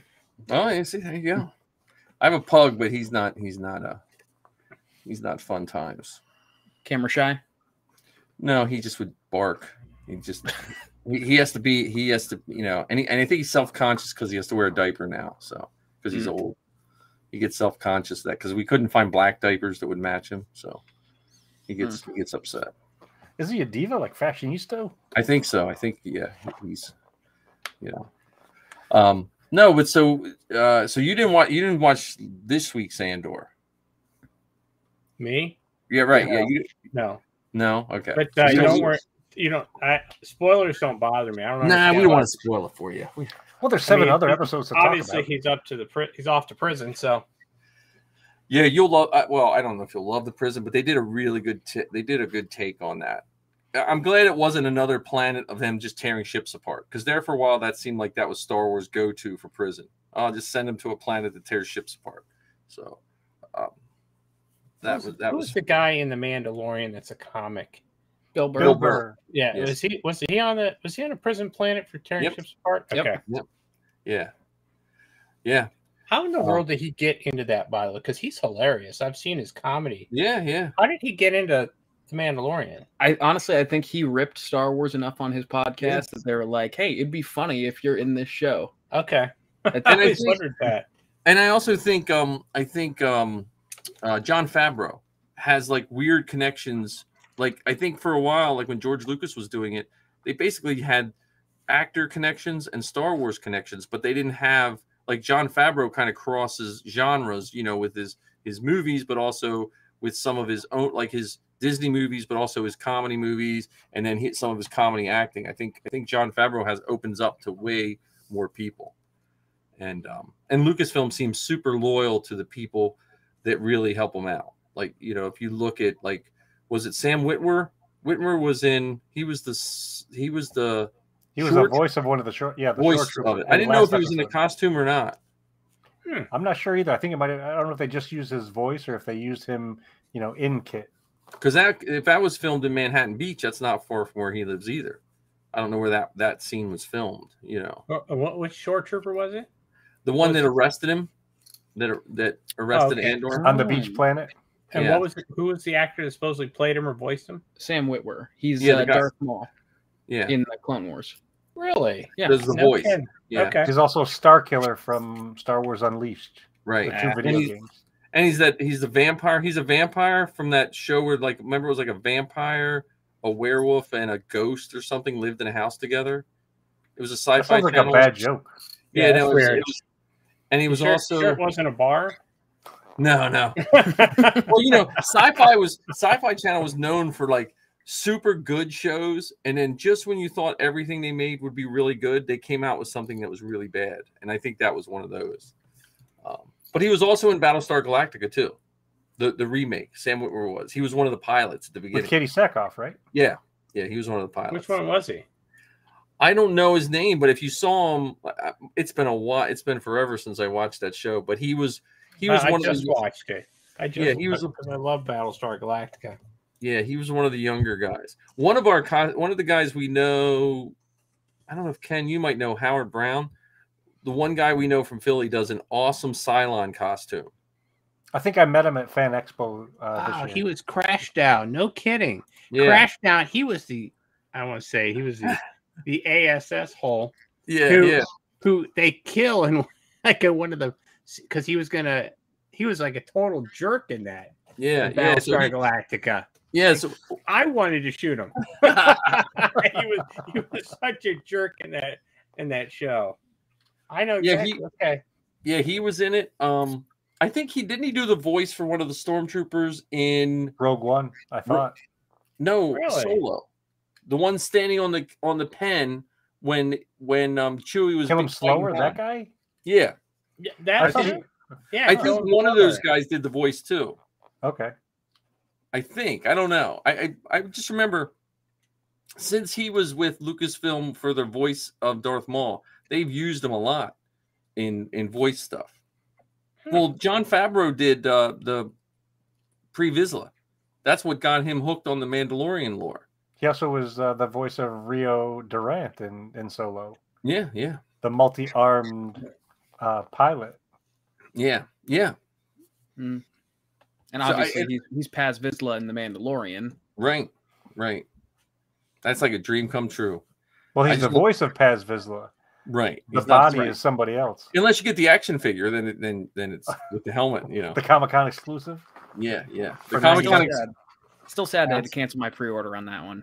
Yeah. Because I have the Dave Filoni as Trapper Wolf, but I did have to cancel the Paz Vizsla figure. Dave Filoni, man, that's my next get for I gotta visit. That's who I want to meet. That's my goal.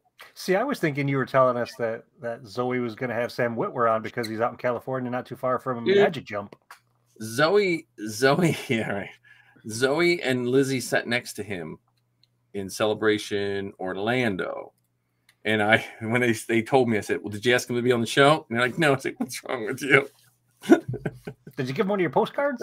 That's what I said. That was the second sentence. Did you at least give him your card? I've hung out with you, and I was giving out your postcards when we were together in FanX. I got 7 years of this, man. I should be your media guy. Yeah. Well, make sure when Zoe has lunch with Brendan Wayne, make sure she mentions the inflatable Falcon. I will at least once. I will.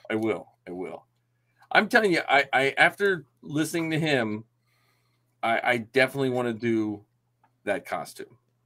Like, I appreciate that costume so much more. No offense to you, John. I think you do a wonderful Mandalorian, and I love it. But it never inspired me to do it But then I see him, and he's only I think he's 4 years younger than me. So I was like, I I could eat a little less and run maybe, and it'll look okay. What costume is he? He's the one of the stunt doubles for the Mandalorian. Well, and now this is what I found out. He's not a stunt double. Did you know that? Yeah, he's just he's the gun guy. He's in the suit. The only time he's not in the suit is when there's martial arts or stunts being done, or the helmet's off. That's the only time he's not in the suit. Really? Yeah. And he is so protective of the other actors, he doesn't let them take his picture with the helmet off. On set. So like when they took all those pictures with the 501st, when they filmed those scenes, he left his helmet on because he didn't want to take away from Pedro Pascal or the gentleman that does all the stunt work. Lateef Crowder. So he's like, hold on. Let's pump the brakes here for a second. I think I'm lost. Pedro Pascal doesn't do the Mandalorian anymore? Oh no, he still does the voice and like the face shots, right? But otherwise, there are two other guys that play the Mandalorian. That's not him in all those scenes. No, 99% of it, no. Like since the beginning? Yes. I never knew that. I always thought that he was. It's John Wayne's grandson. No kidding. Okay. Yeah. So I just want to make it. So it's John Senior, right? You want to make sure I get that right? Yes, John. Yeah, John and John. So I don't know if John Jr. has told you this, but you have just stepped on board one of the nerdiest podcasts that you can possibly be involved in. No, that's okay.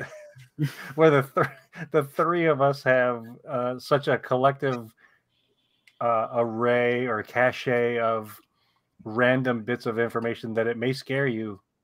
Just wanted to put that out there for you. Yeah, we might have to slow it down at some points. Yeah, you might have to. Some of this you gotta. We understand the phrase "pump the brakes." Or can we drop out of hyperspace for a moment? But Brendan Wayne is, I guess they called him in for a fitting, and then they liked him the way he walked in the suit and all that, and yeah, he's the only thing I learned, John, is that holster is attached to his leg. Really? Yeah, there's a hole. There's a hole that goes through, and he wears a strap that connects to it. And the only time the scenes where it's not hooked to his leg is when he's sitting down.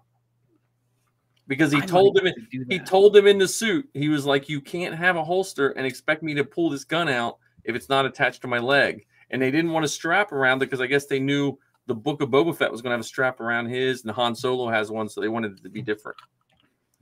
So, well, I might have to actually do that for my own.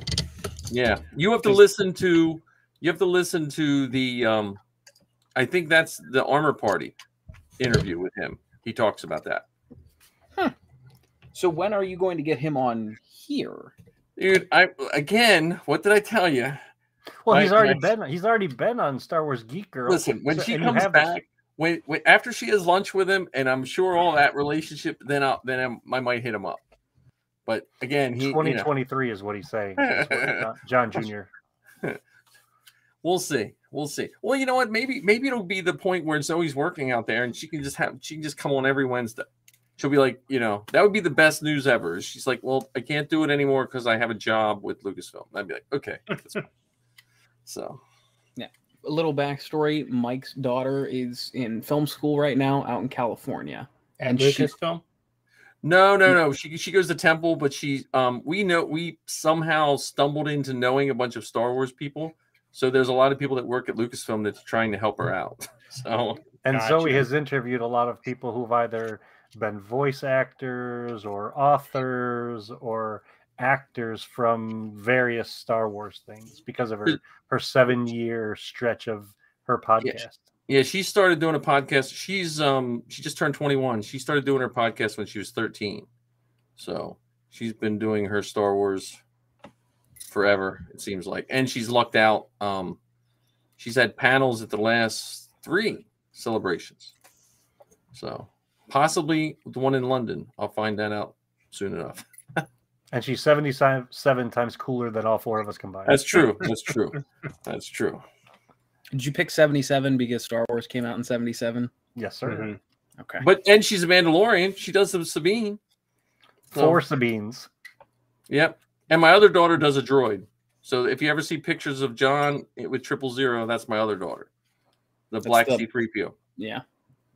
Really? Yeah, That's my he's other I dog. don't think I've ever seen that picture. he's not up on the like the extended lore. Oh, now did you see the pictures of John when we did the movie with C-3PO and Chewbacca? Yes, Okay, because Is that's that that's like in the sand dunes or something. Or yeah, where that's a friend of our Dan, and it does C-3PO, and Marty does R2D2. So And Like, that I think world the famous person- boom operator. the one that looked like Han. Actually, I think really looked like Han, wasn't he? yeah, that's Matt, the director. Oh, okay. Yeah, that's my daughter right there. And you know what? I never knew there was a black C-3PO. It's from the comic. It's from the comic book. And what's pretty- the number? 000. 000. Yeah, So it's C000. Nope. Just just 000. 3 zeros. Is it a Sith? What's with the red eyes? it's a killing machine. It enjoys killing people. Like it gets mad when it's torturing someone and they die too soon. That's the only time he really gets mad, is if they die too soon. Which says a lot about, Her- Mike's daughter, but we don't I want to know. go down I Well, was that just path. gonna say maybe counseling, something you could work through those issues. I don't know. I'm always worried that I could get in trouble. Just bolting her into the suit takes almost 45 minutes. So it's probably child abuse in Dang. some states. Yeah, John saw us. I think you saw him put her in it. It's a process. It's not You like know. Velcro. It's actual bolts. No, it's actually it has to be bolted onto her, and then she can only see through the little tiny straws of eyes, and that little hole in the mouth is the only place she gets air. It's that may be a call to CSB or whatever you guys call it there. but she Children's Services. Yeah. well, when we were in Chicago, she was in it for 6 hours a day almost. Holy crap! It would take us just to get to the convention. It would take 2 hours because people kept stopping us for pictures. Just to get, so the second 2 days we had to take the helmet off and put a towel around her so they didn't know she was in costume, so we could get her to the floor so she could walk around. But Bandai gave me a free 000 kit because they wanted pictures of her holding their model. So I was like, okay. How old is she? She just turned 19. Okay, so it's not child abuse anymore. It's No, but voluntary. she started that when she was like 15. Okay. So, but Now yeah, it's that's torture and kidnapping. yes. Yeah. But she has Fennec. That's much easier to put on. How'd she pick 000? What was the of all the? She wanted to do a droid, and she's like a little on the dark side. Like my other daughter, if you had to pick, like Zoe's all for the rebels, and she does Sabine, which is bright colors, and Safi's always like the darker. She did Tusken Raider first, or she did Jawa. Then her Tusken mask is right over my shoulder here. Mm-hmm. And then when the droids, we looked at droids, and she was wanted to do C-3PO, but I didn't have the painting skills to pull off the silver and gold. And then we saw 000, and she really liked that. So, and it was evil when it had red eyes. So she's like, yeah, I'll do that. So I'll do a C-3PO for her. I just have to get the painting process down, because C-3PO is silver with gold glaze. He's not gold. So it's Did just make a weird thing. wrap or something? You could. I've seen guys. Dan uses like some wrapping film for the edges, but Mhm. since I'm making it for some of those suits, when you make them so fragile, I don't want to make it so fragile that I don't want her to wear it.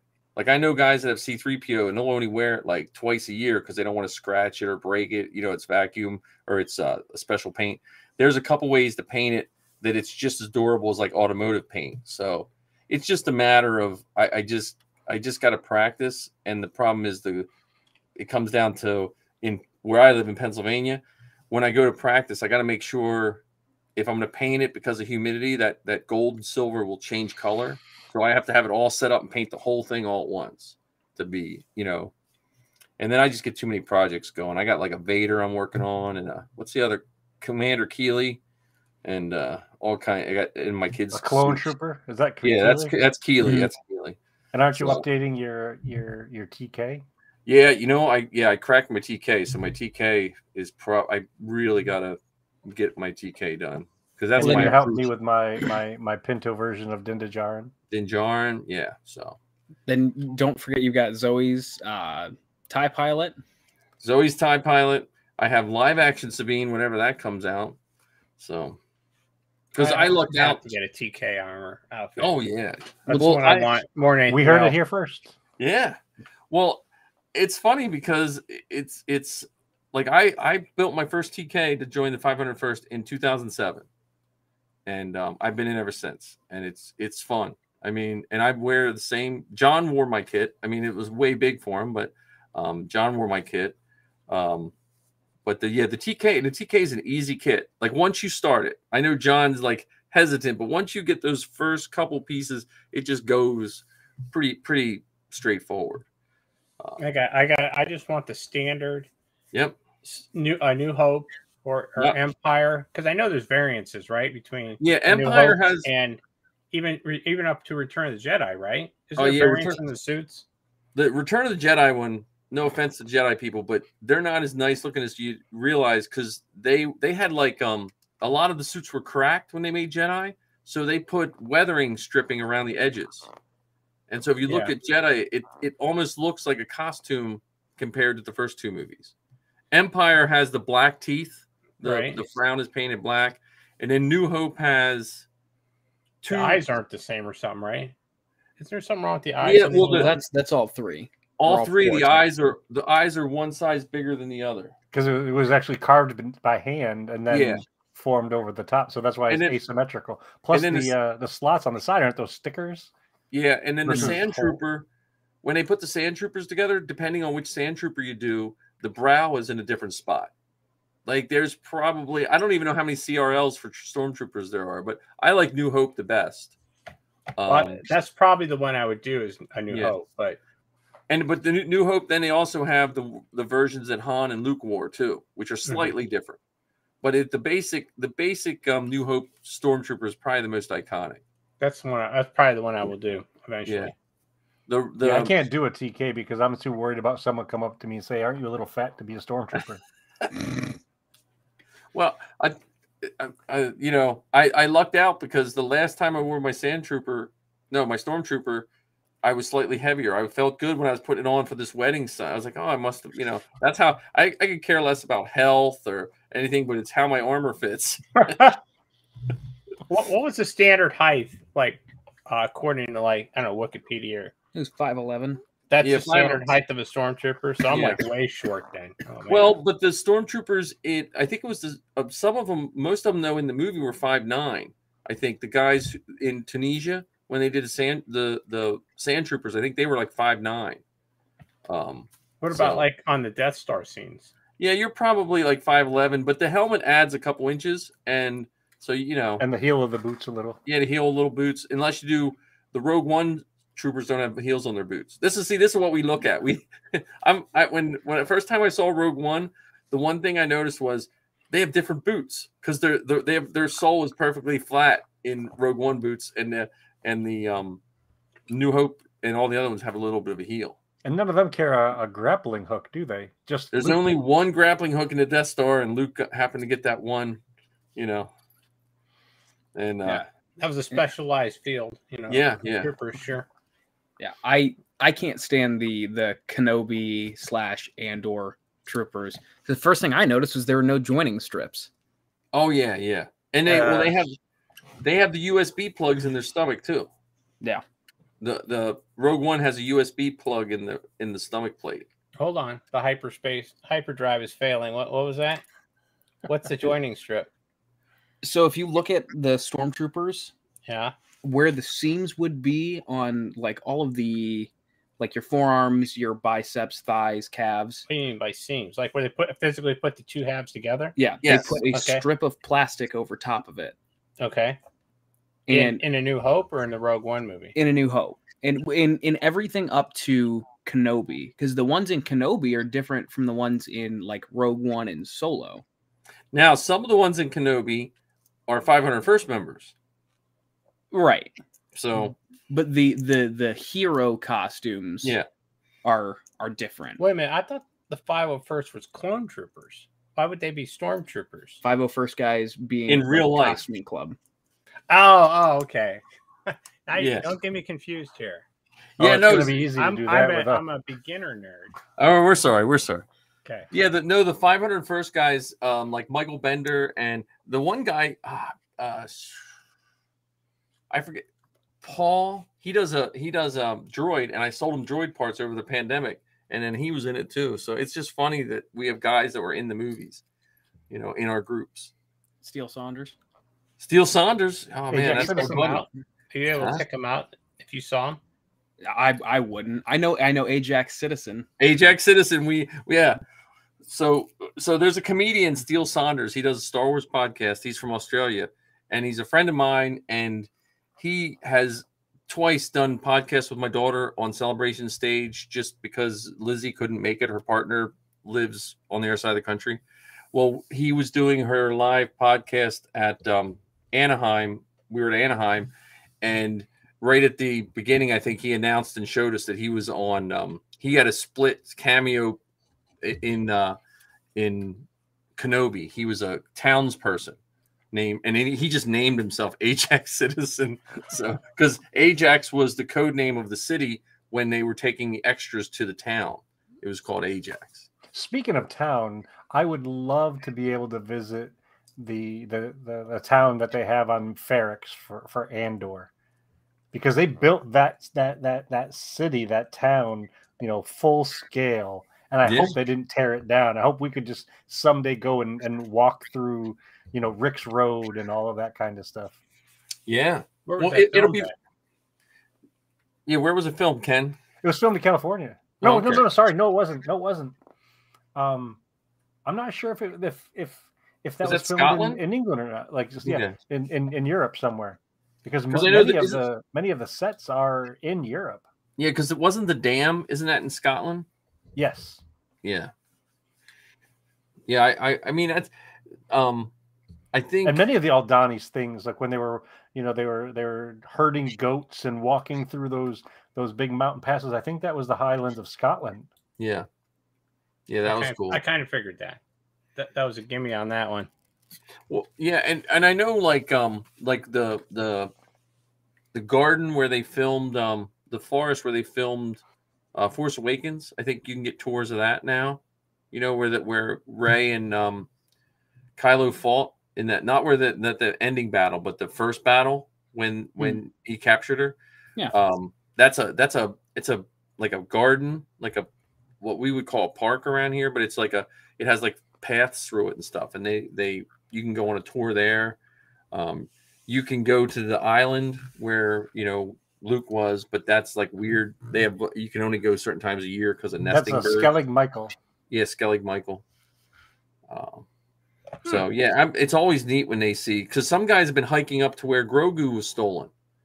Because that's in California, I thought. Yeah, some guys like Gordon Tarpley and a couple other guys I follow that do droid building stuff. They hike in that area, so they'll just take a picture. Hey, there's where Grogu, because they just superimpose those big rocks on top. So that's always fun. Sweet. Are you guys going to that? What's that thing we're going to next in December? Steel City Con. Yeah. Are you guys going to that? So far, so good. My only issue is Zoe comes home that week, so it depends when I pick her up. So hope, she's saying it's Wednesday, so everything's still a go. She comes home unless she has a job, then she doesn't come home. But she graduates December 7th. So. And to go back in time just a little bit, Ferrix was actually filmed in the village of Little Marlow in Buckinghamshire, England. Oh, that sounds like they should be filming Lord of the Rings there. Yeah. The Rings of Power. Yeah, the Rings of Power. Well, oddly enough, Schmeagol made it into Andor. Yeah. And he's also the villain from one of the villains. He was the Claw from Black Panther. Yep. Mm-hmm. Well, he's now been in Star Wars 2 times. Yeah, because he was the voice of Supreme Leader Snoke. Yeah. And he was the body double. Yeah, that's right. He did all the motion capture. Yeah. And Steele got him holding your Snoke series sucks. He got him holding one of those signs when he ran into him one time. Are you talking about the Planet of the Apes? It's full circle. Yeah. It's full circle. Yeah, exactly. Yeah, he did Planet of the Apes. You're more of a nerd than you say you are. Well, Andy Serkis is one of those guys who I think he saw something he was good at and just concentrated on that because he was there for a while as like the mocap guy, and he started like a whole like genre of mocap. Even when they don't want him, they hire him to teach their mocap people how to mocap. Well, if we didn't have Jar Jar Binks, we wouldn't have Andy That's Serkis true, doing too. all that work. True. So we got to thank Ahmed Best for that. Yeah. Well, Ahmed got that nice. I like that show he was doing. Did you guys watch his show, the Jedi Challenge? Temple. Yeah, the Jedi. Yeah, Jedi Challenge. It was like a. It was like a. It was like a. What? It's like a kids, competition show, right? Didn't it compete? Yep. Yeah. That was a neat show. He was a Sith Lord. Why would he be doing a Jedi show? Darth Jar Jar. There's a guy. There's a guy. He was behind the whole thing. Yep. There's a guy that comes to Steel City in the Jar Jar Sith costume. He has a full Jar Jar, and then he has the black robes, and the eye stalks are sticking out the hood and stuff. I need him as my friend. Yeah. Yeah. He was. I don't know if it's the same guy that does OBGYN Kenobi, but there's another guy that does OBGYN Kenobi, and he's in a like a doctor's Jedi robe, but he has a doctor's hat and the OBGYN tools. It's disturbing and funny at the same time. That is disturbing and funny, yes.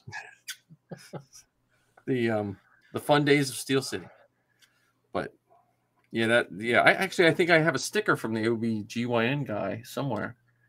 Kenobi, not someone just tunes in. It's not like a commercial. Not a subscription, but an appointment. Yes. Let me see. Mike, have you heard anything about the hotel discounts for Steel City yet? I have not, and that is on my list of things to call this Friday. I was going to call them today, but my students, I think, all ate tons of sugar or something because my students were wacky. And between our one block, some kid saved milk from the beginning of the year, smashed it in the middle of the hallway. Awesome. And then the kid threw up. Oh. So the whole side of our building smelled like throw up. And sour milk. Yeah. And sour milk. So that's awesome. That was my lunchtime in the middle of the day, and I just didn't feel. I was like, I just want to go hide in my room, because then every kid comes in. It stinks out there. No kidding. Do your computer stuff. So I got to call them because again my discount's not working, and that's causing pain. But I'm looking forward to Steel City. Steel City's, I was on the Steel City boards, and they keep saying, well, you should move it to downtown Pittsburgh. And some people made some good points. They were like, if you move it to Pittsburgh, you're just going to increase everyone's cost. Everyone's got to pay for parking. Just paying for parking alone, is going to kill you. Because I've gone to cons in Philly where my parking for 2 days is $110, and that's before I get tickets and everything else. So where is SteelCon now then? It's in Monroeville.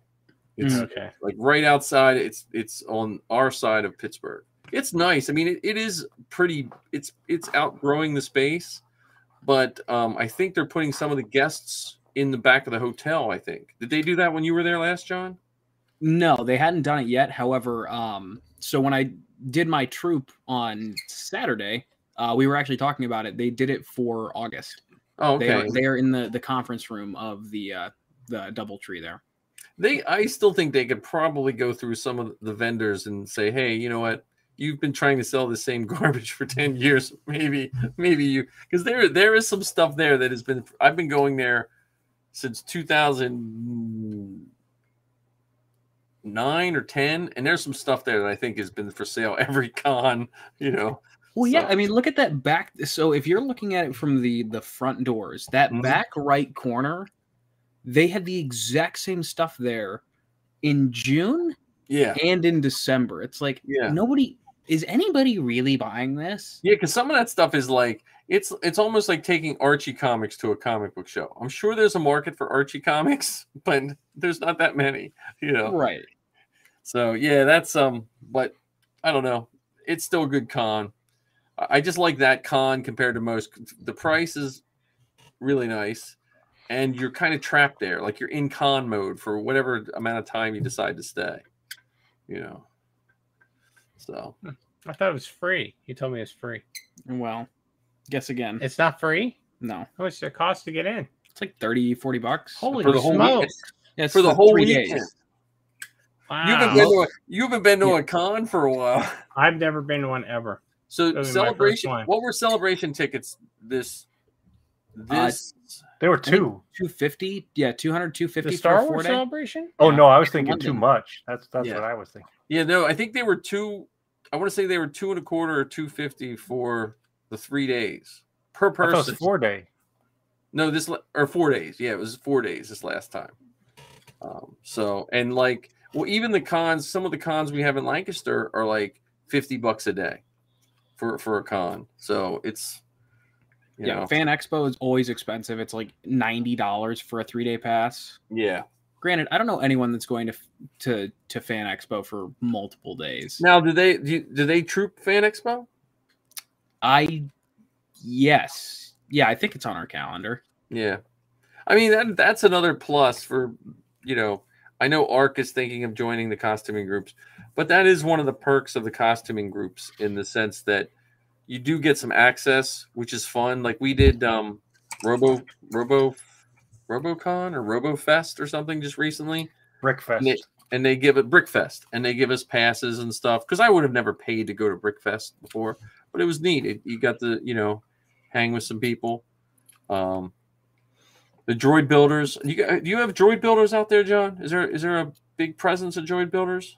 I don't think so. I haven't in my short time in the 501st. I haven't heard anyone talk about it.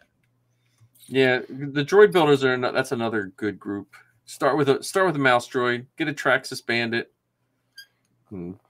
Get yourself a nice mouse. That's on my list of projects. There was a mouse droid in Andor. I mean, that's a kind of a spoiler, but if you're spoiled about a mouse droid, that's Well, not only was there last week's episode. That was the newest one the newest one had a mouse droid in it. Not only was there a mouse droid in it, it was a mouse droid with authority. Yes. Yeah. Yes. I mean, that mouse droid drove direct, and Cyril had to make way for it instead of the other way around. Yes. That's how insignificant Cyril is. Yeah. Yeah, Zoe really hates that guy. Really? I think he's quite likable. Fantastic. Which one is he? He's the guy who got fired. Oh, the jerk off cop. Yeah. Damn. Popo. Yeah, that was a. No, he's more of a security guard than a police officer. He's like Paul Blart. Yeah. Mall cop. Sure. Exactly. But it's still. We talked about this a little bit, but it was funny though how the Empire works because they just use that as an excuse to save the day, and then all of a sudden the Empire's there. They were like, "Look, these guys came up and shot up your town. We got rid of them all. We'll be here to keep you safe." Kind of like the mafia. Yeah. Oh yeah. Okay. Or the government. Or the government, right? You're safe with us. But and see, that's one of the things I think is fantastic about Andor is there are so many lines in Andor that are memorable and meaningful. Mm-hmm. So a couple episodes ago, when Skeen says, "The axe forgets and the tree remembers," that sort of thing. It just that one line alone carries so much weight and meaning to it. If you just listen to it and think through what that line is really saying. Yeah. Like Mon Mothma when she said that Palpatine will show you the stone in one hand so you don't notice the knife at your throat in the other. Yep. I think anything that Mon Mothma says is inspirational. That's why I watched the show, really. You like Genevieve O'Reilly? Oh my You're gosh. real big fan. Well, it's funny because she is gorgeous. When she talks to her friend, the banker, and they're supposed to be childhood friends. I'm like, wait a minute. Did that guy just age really badly? The guy, the banker guy. I'm like, did. Was he on Tatooine? 2 sons and. Well, we don't know what the banking lifestyle is like. We don't know what that's like. I mean, I don't know, man. The pressures of counting money and living in a vault or protecting a vault. Right. Yeah. Those credits are heavy. Very heavy. You can crush you. Now, did you watch the Clone Wars with John when he was younger? No, but I watched them all. Was it last year or the year last before? year? Here's the thing, and this makes me probably a terrible Star Wars fan. I never liked the cartoon versions of anything. He said you've got to watch the Clone Wars, and I'm like, okay. We're still working on Rebels, by the way. Well, how do you feel about them now? With now, I love the Clone Wars were fantastic. Yeah. And the movie was what, from 97? When was the actual theatrical Clone Wars? 2008. Okay, so that one I like that one as well, but I have a new appreciation for him now. I didn't like him before. Rebels for me was hard. It's still hard for me to get through. I don't know why. Yeah. It's just it's the animation, at least with the Clone Wars. See, my daughter was at the perfect age when it came. So like when she saw Clone Wars, that was the first Star Wars movie I saw in theaters multiple times. Because I grew up, you went to the movies once. If you asked to go to a second kind, my grandfather would just smack you upside the head. You know what I mean? But we went and saw the Clone Wars over and over again, and it took me a little while to get used to that animation style, that hyper marionation kind of thing. Yeah, and then but once you know, I liked what they could do with it that at the time you couldn't do with movies. You know, I like the ship battles, and when you know all, and just the size and the scope of those. And now the new ones, we won't spoil them for you, but the new, is there 6? They're all done in that Clone Wars style. They came out today, and they're really. I'm gonna watch those. Was it my imagination, or did those 6? And I apologize for interrupting. Did those 6 episodes seem like the animation style advanced as you watched them? Yes, according it was almost based on the time. It was like the earlier one, the first one, which took place before the Clone Wars, looked like a really, not a rough, but it looked like an older animation style almost. Yeah, because I watched it this morning at 3-something in the morning, and I thought my brain was broken. Like I didn't know if it was really looking better as we watched them, or if it was just my imagination because I was up so early. See, that's Dave Filoni. Like Dave Filoni is like the heir apparent George Lucas, but Dave Filoni is so steeped in all sorts of Star Wars lore and all of other lore, like you know, history and stuff like that.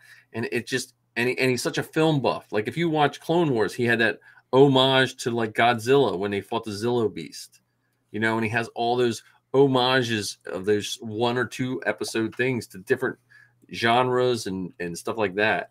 And it just it's really cool to see what Dave Filoni can do. So. And you said you haven't seen those yet, John? I have not. No. You'll really enjoy it. I tell you the I can't do the 3 a.m. thing. Yeah, I have to wait. Like probably when we get done here, I may finally watch Andor if I'm. You'll enjoy it. And then if not, I'll probably wait till tomorrow night and watch it. So. Yeah, it doesn't spoil it for me not to see it. Yeah, right well. away. When my daughter was at home, it was like a thing for us. Like we would get up before I went to work and we would watch it, you know, when she was living here at home. And when The Mandalorian came out, she would actually ride the train in from Philly and we would watch it while she was in college in Philly. So for me, it was, that was just what we did. But he wouldn't wait. Like the Mandalorians when they were released on Fridays originally, right? Yeah. He wouldn't wait because we could have watched it together on Friday, but he was too impatient. But we didn't have that thing. Oh man, I'm sorry. I'm sorry, John. Could you get me a tissue, please? You have to do the barn in the morning, and then you immediately go to work at 2 in the afternoon. All right. You don't get off till 11. Do we need family therapy here? Yes, we do now. Now, John, you have to show your dad my daughter's episode of Star Wars. My Star Wars story? Yeah, My Star Wars Story. Yeah. Oh, if you want to talk about tissues, geez, Louise. Well, so you're a toy guy, right? So you like Star Wars toys because John shows us partially your collection and stuff. But the 16 AT-ATs. Yeah. So the guy who did our Star Wars stories is Jordan Hembrough from Toy Hunter. I don't know if you ever saw Toy Hunter. He also does Toys That Made America. That's his new show now. Yes. But I've been to his shop. He has the original 12, a bunch of them down in his basement of his shop, still on cards, graded and everything. Like he has remarkable collection stuff. So, Wow. well, he's one of those. His shop is more like if A you're boutique. super rich, and you're like, hey Jordan, I want the first 12 Star Wars figures on cards. Can you get them for me? And he's like, okay. That's what he does for. I'm like, that's like the best living ever. Nice. I don't have 16, by the way. How many- I think we have 8. Are you guys up to and including though? The last one was the Rogue One, right? Yeah. We have 8, including that one. I have 4 originals. Then we have the 2. We have the Endor and the Power of the Force one. We have the supersized one, and I can't remember what it's called now. Remember there was an AT-AT that was like supersized? Yeah. That was during the Clone Wars, I thought. Yeah, the Clone Wars one? era. Okay, and then we have the Rogue One. So we have 8 of them. Nice. The one with the orange cargo. Yes. holder? Mhm. Okay. Right. I still think John should 3D print you one to scale. Because how tall did I say it would be? Like 6 or 9 feet? If you printed it to I forget. I For did the the 6-inch measurement. scale figures? No, to the 3-inch The figures. 3-inch figures. I think it's like 6 foot in the back or something like that tall at the highest point or something. I don't know. It But has you to be at scale it out. least. Yeah. Yeah. That would be cool though. To scale one. Is that my mic going? Oh, I thought that was mine. I hear a buzzing, but it's gone. I don't know. Yeah. Oh, see, I thought you each had 8. That's where I came up with 16. No. I'm sorry. I think they're trying to do their own Industrial Light and Magic shop in their basement. Soon they'll have those out, and they'll have the little wire things on, making them move. Make some Doing your best Phil Tippett impression? Yeah, Phil No, Tippett. we'll have a trap door in the floor, and you Yeah, pop yeah. out and you move it, and then you pop back down. Yep. Get your soap flakes for your snow. There you Yep. go. What was the Just show don't breathe it. about Lucasfilm called? Light and Magic. Light and Magic. Light and Yeah. Magic, yeah, where they showed how Oh. they did it was fantastic. Yeah, that was so good, wasn't it? I mean, that was really good. Some of the stuff I didn't realize how they did it. Like some Yeah. of the things that were right side up were shot upside down. Like the Star Destroyer. Yes, I never Yes. realized that. Yeah. Yeah, well, that's the stuff that got my daughter. Like, I was interested in making movies, but I grew up in the age where if you went to anyone and said, "Hey, I want to make movies," they'd say, "Shut up and get a job that pays money." You know what I mean? So when my daughter showed interest in that, I tried to make sure I did everything to let her chase that dream. So hopefully it works out. If not, she'll have to chase another dream now. I have complete faith in my kid. Huh? So you never forced me to chase any dreams. I didn't force anyone. I encourage you to chase dreams. No, you got AT-ATs and you got Corvettes and you got Din Djarin. Horses? You got a dad that'll be on your podcast. Zoe has never invited me on her podcast ever. 7 years. Yeah, consider yourself blessed. Wow, See? I've been on 2 now. Yeah. See? Also, Ken, the Hey, horses, by the way, the not shirt. a plus. I haven't worn this shirt in probably a month. It was just blind luck. I didn't know it was going to be the inflatable Falcon. Hold on, See, wait there a we minute. go. Are we wearing the same shirts? No, you wore your ad. No, I have shirt. my blueprinted Falcon. I No, like that it's- blue printed one. I was talking about because like when we did our episode of the Best Scar Bucket, because I know I was wearing this shirt. That's your official. I was wearing my AT-AT shirt. I believe that said "Not today." I think so. You know where Yeah, you know where they You make need it to roll fall, the tape. Yeah. where after Yeah. they wrap the legs and it falls before they blow it up. It's that Yes. shirt and it says "Not today." Kind of like, That's funny. That's funny. Okay, so totally random question. I always like to ask this to everybody that's I meet that's Star Wars. If you were in the Star Wars universe, would you be a rebel or would you be with the Empire? I know Mike's answer. I'd have to say the Empire. Oh my gosh, I'd be so the Empire. There's so many more opportunities for advancement. Ken, what about you? The clothes I'd be are a merc. fantastic. I'd be the person in the middle. Whoever pays the best. Oh, you'd be like Skarsgård or Skarsgård's. What is his name? The guy who's like you talking about antique- Luthen? He's a rebel, Dad. I know, but he's kind of playing the middle because he he's though? not totally out as a rebel yet. Well, it's just because right now he's living a world of lies. I would be more along the lines of Han Solo or DJ or even Boba Fett to a certain degree. Just not as cool because I don't have spurs and Django when I walk. Well, But you in have all a spear. I In do all- have a sphere. in all reality, I would wind up being like Watto. I would be the junk man. I just know that's I would want to be anything cool, but I would just be like the Sanford and Son of Star Wars. It would just be, that would be me. Because if you see my garage, it's nothing but projects and junk. So, and hey, get the VW bus. I know. That's just. He has a VW bus. I just got to get that moving. I would absolutely be drawn to like Empire, the intelligence units that you see in Andor, in the white. The ISB. Yep. I would. I'm not gonna lie. I'd be ISB. That kind of either that or the only other thing would be some sort of like in the officer ranks of the Empire. But I don't know why I would totally be drawn to that. I would not be in the rebellion. I'd be like those rebel scum. Well, so not to be brought into that, but like that's one of the reasons costuming wise, I think I like the Empire because they're cool. But also like if I'm in my stormtrooper doing an event, I get for those whatever amount of time, I'm not me. I get to just be. I don't like showing my face. I just have my helmet on, all that stuff, and that's the cool part about what we do. And then John looks enough like Kylo that he can do a Kylo too. So he does. I'm so proud. Need a tissue? I do. I need another tissue, please. Okay, one more question. If you had you only get two. Jedi powers, would you be a Jedi or would you be a Sith? I think you know my answer. I've already told you I love the Empire. It depends on the day of the week because the week I've had, I might start out saying I'm going to be a Jedi, but today there would have been some casualties. I think you would have been Anakin in that council room today. I'd have been Anakin like 110%. What are you going to do? I'd be like, you little brats. No, I would so be a Sith. I would so misuse the Force. It would be funny. I think the next discussion they had me locked up in the ray shields. That's true. All the time.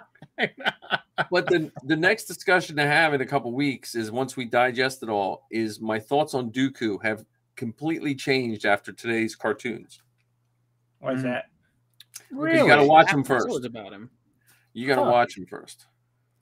Like he's not evil. You just got to watch. It's just it just sometimes when you hear when you and I quoted Obi-Wan already again, but it's a certain point of view when I see that cartoon, I need to go back and rewatch all the second and third movie with Dooku to rethink Dooku. See, for me watching it, I like Dooku even less. See, I don't know because I can appreciate where he came from and where he ended up. However, it still comes back to choice for me when it comes to whether you're a Sith or a Jedi, and are your choices to benefit others or are your choices self-centered and selfish? Right, but that's when I see that I might be seeing it different. We'll talk about it later when we'll have John back on and when we've all seen it, because I know exactly what you're talking about, but I think I might come at it from a different point. Like I think I got to rewatch it again to make sure I didn't miss anything. But I did like his costume. I was telling you that costume. Thought the entire. He's not wearing the same thing from the movies. Mm-mm. Really, and he's not wearing pajamas either. No, it's a neat. I can't wait to see someone do that. Yeah, that with costume. the blue saber. Yeah, with the blue saber. Sorry, spoiler. I apologize for that. But did you know the dark saber, or is it like an actual lightsaber? It is the curved lightsaber. It's his curved, the curved hilt. So did you know that the shape of that saber is actually built on Christopher Lee's personal history?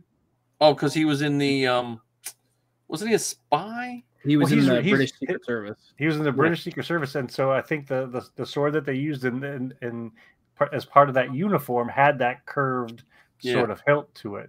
Yeah, because most of his records actually MI6.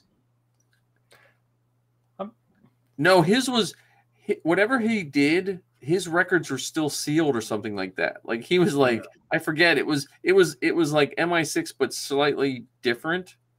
I forget what it was called, but it was a weird name. Like he was a spy. I mean, you know. Really? And it's the only saber that's like that, really. That style, that design. And then it was given to Ventress had similar. Right, Similar. because she was his apprentice. However, another Christopher Lee tidbit that I learned today. He's dead. Yeah, that was like 7 years Spoiler. ago. Spoiler alert. Yeah. But in Lord of the Rings, when Saruman Saruman gets stabbed in the back, Peter Jackson wanted him to like let loose this like shrill almost, but he was like, that's not what happens when you get stabbed in the back. You just like gasp because he was stabbed in the back, I thought. Yeah. Wasn't he? I don't know if he was or if he had witnessed it, but or stabbed somebody. Or stabbed somebody. But he knew, and Peter Jackson was just like, you know, at that point, I'm gonna let him do his thing because he would know better than I would. Yeah. So here's another thing. Speaking of Christopher Lee, he and Palpatine were in another movie together, which is one of my all-time favorites. You know what it was? What's that? Sleepy Hollow with Johnny Depp. Oh, really? Palpatine played the. Actually, I think he played the priest, which is ironic. He was the Reverend in the movie, and Christopher Lee was the judge in the movie. Oh. But it was the movie. It's the Legend of Sleepy Hollow with Johnny Depp from '99. So it would have come out. And 3 years before it came out. Clones. It came out 2 years. Yeah, before. So they probably were filming Clones, and they also either simultaneously or just before just filmed this movie. Yeah, and that wasn't the only movie that he was with Johnny Depp in. He actually played Johnny Depp's father in the Willy Wonka and the Chocolate Factory movie. Oh, he was the dentist. Christopher Lee was? Yeah. I didn't realize that. Yeah. No, I was thought. Yeah, they were. That's the. And funny, I think that's the only other movie I ever think I can remember seeing Palpatine in. Yeah, because I was going to say I don't remember seeing Palpatine in pretty much anything. I thought he was more of a theater guy. Yeah. But he was really. I watch that every Halloween. Watch The Legend of Sleepy Hollow. It's one of my favorite movies ever. But they're both in it. I'll have to.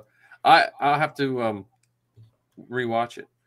I still think if which I know this is blasphemy, but if they put Johnny Depp as Hondo, I'd be so happy. Put Johnny Depp in a Hondo costume. Come on. Well, look, Disney already backed up the Brinks truck for him to come back as Jack Sparrow. Yeah. I mean, just throw a little bit more. He was exonerated. Okay, all charges. We're all family again now with Disney. Well, I want a live action Hondo. That's what I want. I don't care. I got, give me live everyone action. else. Now, so I forgot to tell you when I trooped. I told you about the guy I trooped with Sunday that had the or Saturday that had the blaster that snapped on his back. He's working on Cad Bane from The Mandalorian. Really? Wow, that would be a cool costume.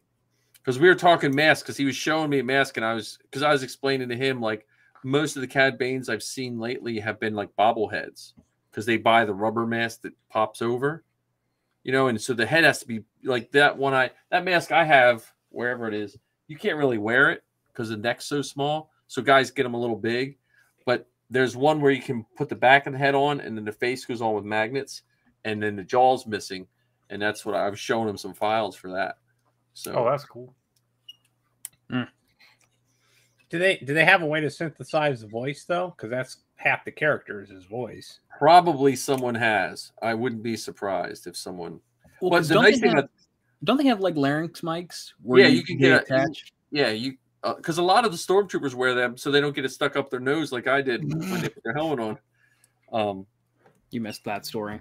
Apparently, but I didn't know you can change your voice to sound like the stormtroopers. Yeah. I have a. Get that. I have it's called a ROM FX, and it digitizes a little bit, but it puts the static burst every time you're done talking. Nice. And can you get the larynx mic to work with any of those speakers? I think they just have. I think they have mini, regular microphone jack plugs on them. Oh, okay. So I know some guys that used to wear them. Vaders used to wear them a lot too. Because I'm trying to find them. Because there's a lot of room in those helmets. Yeah, but see, the problem is with your electronics, it depends on who you are. Like, I know a lot of guys with tons of electronics in their helmet. And then some guys are like, look, you don't want a 9-volt battery where there's a lot of moisture. The thing could like pop. And then you have a big, you're missing a big block of hair in the back of your head and you have to go to work. Sorry, I'm bald back there because I have a 9-volt battery next to my head in my Star Wars helmet. So it depends on who you talk to. I know guys that have everything in their helmet, like all the electronics, and then some guys will just have a mic and then everything else is put up, somewhere else. So it just depends on. But with the Vader masks, depending on the mic, if you want a mic that's super close to your mouth, and it's just easier to wear it, like you put it on and then put the helmet on. When you mount it in the mic, that's one more wire. Because like I got to deal with Safi's head with the wires for her eyes. It's just a pain. Like I love costumes that don't have electronics on them. Yeah, that's why I like Jawas. Jaw. Has there ever been a Jawa? Has anyone ever tried to pull off a Jawa at normal size? Oh yeah, all the time. Yeah. There's tons. Well, our friend, wait a minute. Did you guys see Marcus's Jawa? I love that. I didn't really. He's a 5'8" Jawa or something. How tall is the guy? Marcus did a really good take on that. Yeah. I'm gonna see if I can pull it up here. Yeah, I heard your voice in the back of that video, and I was like, "Wait a minute, did Mike help him build this?" No, that wasn't me. I don't think that was me. Hang on, there. I already trooped with a Jawa. Oh yeah, okay. That's 501st though, Jawa. Yeah, they can't discriminate by size. So you could be a 5-foot Vader, or you could be a 6-foot Jawa. See, that's another thing too. I would totally be like Director Krennic. I have the costume, and you could actually pull it off. I mean, actually, that guy looks like he could be Director Krennic. Looks very. Do you have a good British accent? There, look. Oh, look. Now turn around. Now the video's going weird because we got too many videos with them. Let me see. That's funny. That's Marcus? That's Marcus. He just finished it for his Halloween. Yeah, I don't know where. It's going screwy with all that, but yeah, he did that to ride a Jawa. I'd seen one. I saw a Jawa at Celebration where it was carrying a backpack and it had a BB-8 on it. And when the person wore the costume, their head was in the BB-8 top of the head. Mm-hmm.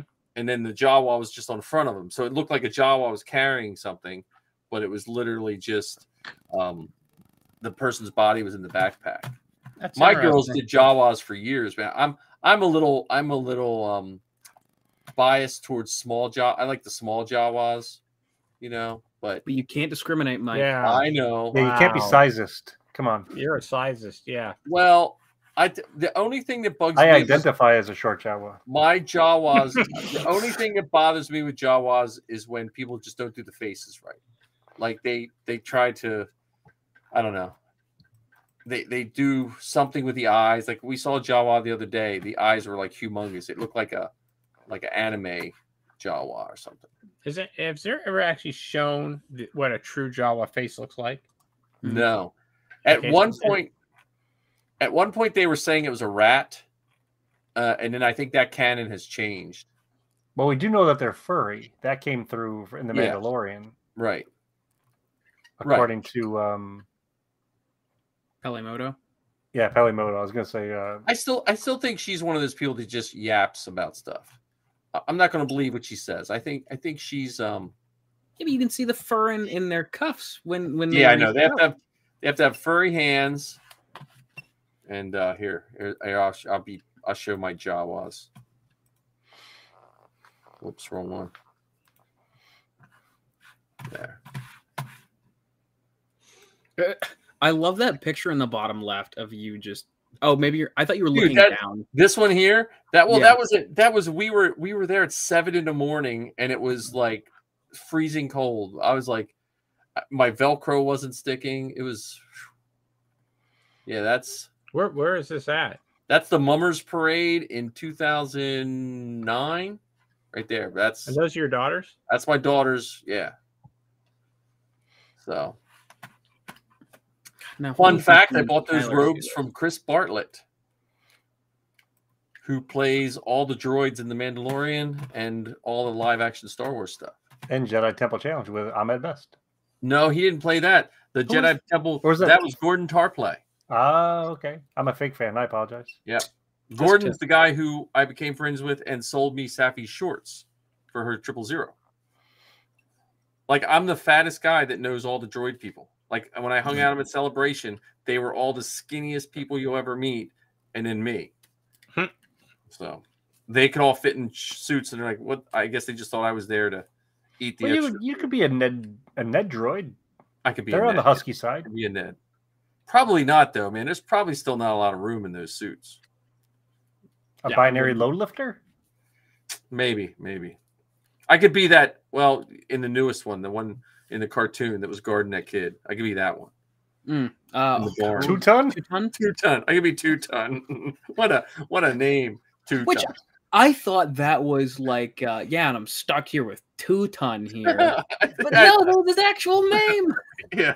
Sorry about that, John Senior. That's a spoiler. I apologize. Yeah. So if you see a droid that has an unfortunate name, that's who it is. You could be the fairy droid, the astromech with arms and legs. Oh yeah, From yeah. the That Mandal- seems like, the season that seems like finale a of fun Mandalorian. droid to be too. I'll So, stick to hold just on. Are you talking about Andor and 2 ton? yeah. Dale No, Laurel. cartoon. Oh, okay. Hey, speaking of Andor and droids, are either one of those droids K2SO? Not that we know of. Not that we know of. I would say no. Is he going to be it in the? You think he's going to be in Andor at all? Season 2 is what Season they 2. said. Okay. See, I think it was Celebration Chicago. Alan Tudyk did like a one-man show, which I think it was a one-man show, but I think Warwick Davis stopped by, so it was technically a two-man show.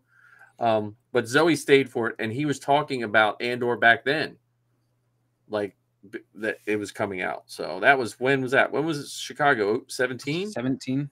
2017? Yeah. Yeah. I think it was a scheduling conflict, though, is what kept him out of season 1, which is what they then replaced him with, because you got to have a droid companion of some sort. Yeah. And the little trash can droid. That's the cutest droid, though. Isn't Well, it? and Michael I Badley want has one of those. Michael Badley has all the files, and it works. Stop Oh, it. that's The, awesome. the show just started 6 weeks ago. Someone had Michael Badley. I think it was Michael Badley. I'm not. It could be Droid Division, but I'm pretty sure it's Michael Badley has the files, and they showed a skeleton version of all the electronics to go in it. Really? Mike, I That's don't need another cool. project. No, you don't. 3D print, man. 3D print. No. Get those printers running.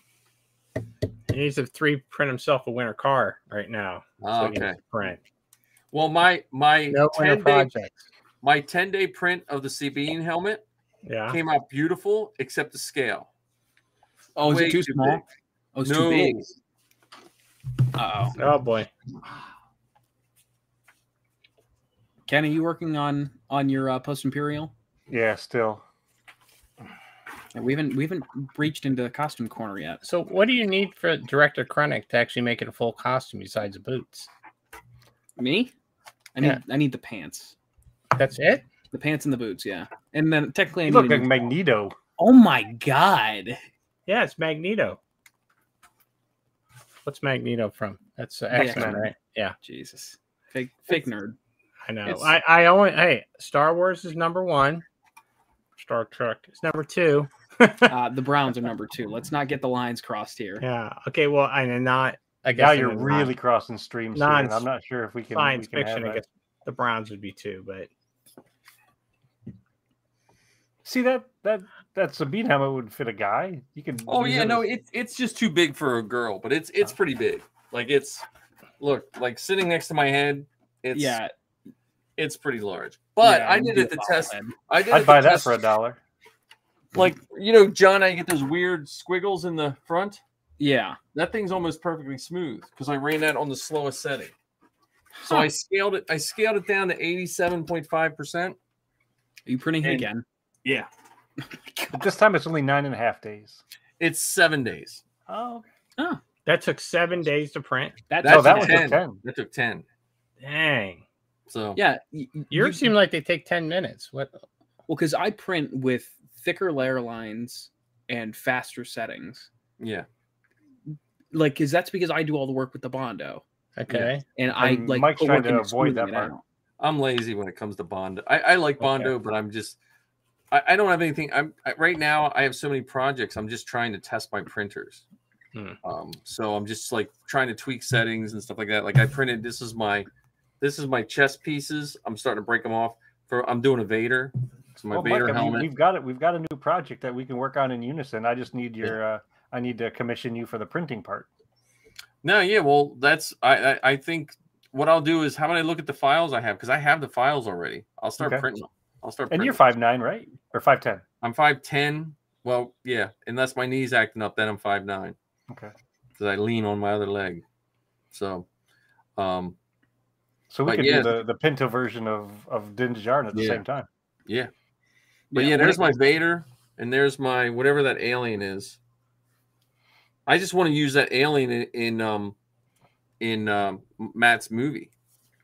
That's what I want to use. What's the costume behind you? That's the Sabine. mannequin? That's my daughter's season 1. That's her old version of Sabine. Oh, So okay. Sabine, every season they changed it. So she has 4 Sabine costumes, and I have a 5th one that I'm working on. And then we ran into a guy that does all the paint work for the live action Star Wars shows, and he showed me pictures of the live action Sabine. So I got to start working on that as soon as I get better pictures. I'm surprised she didn't want to do the version of Sabine where she played an Imperial cadet. Well, that's when we do. We have the Imperial pilot. We have the Imperial pilot, which is based off of the animated. The pilot I have for her is based on the animated one, and she has a Sabine wig for that, so she can take the helmet off and be the Sabine in that. Would And then that be she's considered Rebel Legion? well with No, the that'd helmet still be off, 501st, I think. Because with the helmet off, it would be Rebel Legion. With the helmet on, it will be 501st. Mm. So, but yeah, that's Yeah. See, my problem with the 10-day prints is I That's have this to helmet. be sound conscious because he and I are heavy sleepers. The other 2 in our house are very much so not. See, And we have very thin walls. my wife was annoyed a little bit by the printers, so I just built a print room. So Yeah, why don't you build a print room? You got one downstairs. I want to hear it. It needs to be It's your soundproof. third print room. Yeah, good point. yeah, Hey, well, I need to commission John for are you my going in Pinto armor. costume to the Pittsburgh show? Yeah, What are you going to go in costume as? the Mandalorian and Kylo Ren, because Mike better have his Vader done by then. Maybe I should Oh, go. yeah. Maybe if I'm going to go, I should just go all in and be Director Krennic. That's fine. I can get you I- some dude, white hair dye. yeah, there you go. Or just a wig. Come on. Some Easy peasy. Hair dye. What any hair dye for? You gotta get the color Well, right. he could be younger. He could be younger. I'm a younger Chris. Krennic. Yeah, but then you need the poncho and That's the true. hat A poncho. from and you need a different rank badge because I don't think he was a Well, you director might at just that need a point. different. I mean, he probably wore different clothes depending on Yeah. the weather. I'm You going have So to he be, can wear the same stuff. I'm going just to a be different rank Director Krennic right before Rogue One. And he just had his his hair cut and a nice dye. badge. So that's Like, probably Rogue- coordinator Rogue Krennic. One Then it aged probably him. wouldn't be director Yeah. Krennic. It's His coordinator Krennic. Yeah. Human whatever the- resource Krennic before he got promoted. Yeah, I Um, mean I've got everything. We can try it on. Well, you should listen to Once Galen screwed him, right, and he had to do all that work to find out how. That's when his hair got gray, like almost overnight. There you go. I'm gonna be like the day before that happened. you could do you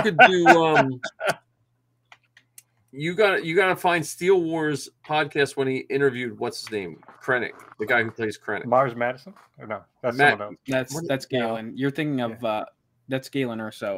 What's his name? Ben Yeah, Mendelsohn. Ben Mendelsohn. Yeah, Ben- he I knew there was a son in there somewhere. he went to Steele's house because they both came from the same town from Australia, and they just like hung. It's like the world. It's. I was so jealous. I was like, why don't I know? Why can't someone from my town do something from Star Wars? Then come hang out at my house. That's your daughter, dude. Not yet. Yeah. Not yet. What? How many people? She's closer to Star Wars than any of us. Come on. Well, that's true. That's true. Yeah, the best thing we have here was oh my god, what was his name? The lead singer of Warrant. Janie Lane. Janie Lane. Janie Lane went to the school as same you. high school as me. Oh, nice. Before he died from a heroin overdose. Well, hey, you know. We know this. Speaking of that, on a totally unrelated Cleveland Browns subject. Speaking of heroin, Yeah, speaking of heroin, the woman that does the in-game stuff, that was her name Bridget or something. Mm-hmm. You know where she went to school? You say Field. Green High School. She was the MC last night for your cousin Grady when he got his award. What? Yeah, of all places, she was from that. She was from Green High School. Sorry, you guys had to witness our little aside here. Yeah, Well, that's I'm happy to hear it. Bloodline. I couldn't think of the name of the show. You know, Oh, yeah, that's a good show. That's a good show. the first time I ever saw Krennic was when he was in that show. Yeah. Long before I even knew about Rogue One. You don't need to He yell; was- they can hear you. He was I'll be right back. It's good. The levels are good. he was outstanding in that show as a nut. Here's what we were talking about with this stormtrooper. See, the eyes are different sizes. Yeah. That's how all the original ones were. This is a sand trooper, so he doesn't have the lines. He's missing the lines, and he's dirty, of course. So Yeah. That's why I couldn't be a sand trooper because I like my stuff clean. I got to be a Death Star trooper because they were nice and polished. yeah. Well, the first time I wore my armor, my girls ran a wagon into it, and it put a big gash and red stripe on the leg, and that took forever to get out. And then I had a dog pee on me one time. We did a dog walk, and we were standing on both sides of the thing, and a dog came, lifted his leg, peed right on my leg. And then we did a elementary school where for some reason the teacher thought it would be a good idea to let us do autographs for the kids. All the kids came at us with Sharpies and index cards, and in my TK, I had to put my hands up above my head so I could see, to write. So by the end, my whole hand plates just had black and red marks all over them from all these little kids trying to get autographs from TK. If you're out there in TV land, don't ask TKs for autographs because we can't see. Yeah. Speaking of sand troopers, I'm kind of locked into doing a sand trooper now Nice. because my the 3-button plate on the ab snapped on me. So we're locked into doing a sand trooper now. But you could 3D print one. Yeah. True. If you're allowed to print, you could 3D print one. Yeah, it's a matter of also finding that very specific file. Or ask Waltz. Waltz might send you a new one. True. But I still really want to do a sand trooper. Oh, I want you to do a sand trooper. I'm all for doing a sand trooper, but I then your dad will look got at the you. magazines for you right there, buddy. Yeah, we have the genuine Uzi pouches. Nice. Yeah, if you use because you have an Uzi. Why are you asking so many questions? You're from the No, it government? has- Or, well, you have to read those. You have to read those CRLs because there's specific ones now. Because it has to have the tool pouch on it. The little tiny tool pouch. I have so many tabs up that I I don't didn't want know. to close. I always thought it was just Uzi mags, like an Uzi mag pouch. They're German. I forget. World War II German. I don't know if it's MP40. I don't know. I'd have to. But if you look on Mos Eisley Police Department, I think has them too.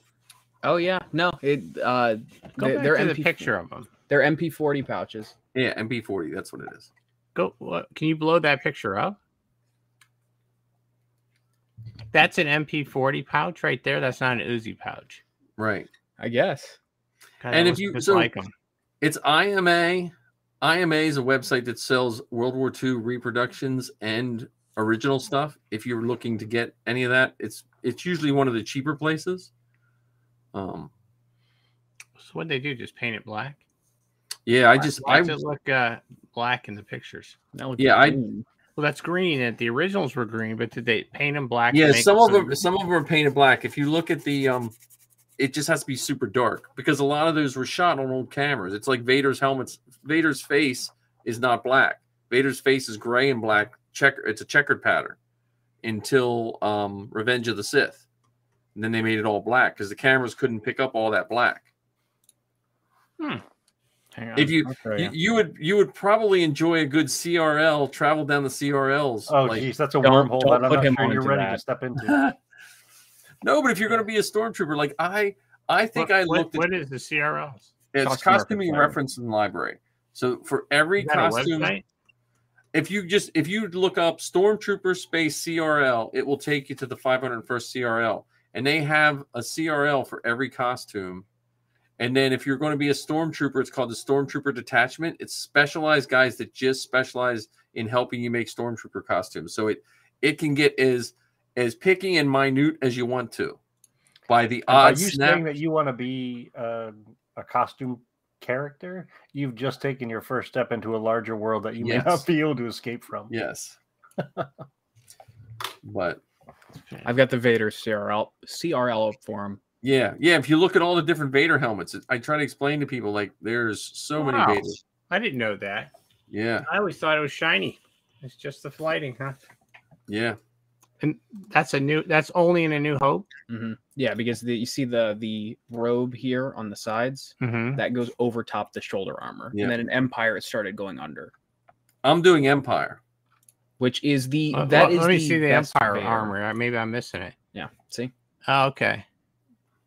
And then Alright. show them the face. Show them the helmet. Show them the. I think it should be an up close of the face where you can see the gray and the black. it's you can't tell in the picture in the CRLs, but you can tell if I find Revenge of the Sith. So And Revenge of the Sith is very symmetrical. That's what Marty's is. Marty's is Revenge of the Sith. didn't they? What 3D am I print looking his at helmet? here? What am I looking for here? See how it's all gloss black? Yeah. That's different because it was the original trilogy was matte with that kind of gunmetal gray. So up here and down here were two different colors. Oh, okay. Wow, this is a rabbit hole. Oh yeah, and it's These are deeper things than that you can we pay imagine. attention to. Yeah. Yeah. Let me see. Yeah, and then here's Return of the Jedi. If you take a look at Mike's helmet, you can kind of sort of see what we're talking about. Which Here, look. costume are you doing? I'm doing Empire. So if you look here, under this eye is black. Under the other eye, whoops. Oh. Under here's gray. So that's gray. That's black. Front's gray. See how this front right there? See how that's black? And Right. then on the other cheek it's gray. So it's a cross pattern. And why was it done that way? Just so that it could pick up light from the camera, because they were worried the camera was just gonna make it all black and you wouldn't be able to see anything. Yeah, this was Ah, pre-digital okay. times. This is, and Mhm. many of the cameras that they used, they actually built themselves. Yeah. And then here's my costume, just because I know you want to see it. So you have the Force Awakens one. Mm-hmm. Is it different in the other ones? Actually, Kylo's is very different. Yeah. Here, look at the whole helmet. Huh. It's weird how you don't really see that. 'Cause Right. Yeah, And so, most folks don't care, but when Yeah. when you step into the world of the costuming, that's where the details really come to matter a great deal. Well, I think that's what makes it fun. Mm. Like, because then if you talk, Has anyone ever been a Wampa? yes, I saw we have a couple Wampas. Is Toga a Wampa? No, he better be. I saw that on there, Wampa. Yeah, there's Oh my a God. couple Wampas. And Willy Wampa? one of the dad batches is doing Black whatever, Black K, the purple Wookiee, one of the dad batchers. Oh, that's cool. Is it the Really? same guy who does Hunter? Or sorry, Wrecker? Wrecker. I believe it's him. Yes. So. Yeah, I mean, you look how many costumes there are. I see that. And that's just the bad guys. Yeah, there is. Then you go down for... the other rabbit hole of Is, the Rebel Legion. Krennic on there? Mm-hmm. What's the Krennic? He would be in Imperial Officer. Director Krennic. Yeah, there's 4 different versions. There is? Yeah. So the dinner scene, the opening scene, the when he was on not Jeddah. What was the Scarif? Not Scarif. When he first went when they blew up when the rebels came in and blew up the base and killed Galen. Oh, Edu. Yeah. So that's Edu, and then that's his main look. Okay, the main look. Do you have that one? Yes. Okay. Yeah, the gun belt and everything. I don't have the holster. I need a different belt, and I need a holster. Is he wearing his gun backwards? Yeah, he is a left-handed cross draw. You're kidding? So he's like this? Yeah. He draws like this? Yeah. That's weird. Yeah, but I've got the hat. The hat is optional. I've got the tunic, the rank bar. I need to fix my code cylinders. I've got the cloak. I need a more accurate belt. I need the pants. I've got the gloves, and I need the boots. Well, the boots are just riding boots, right? Yeah. Or are they something special?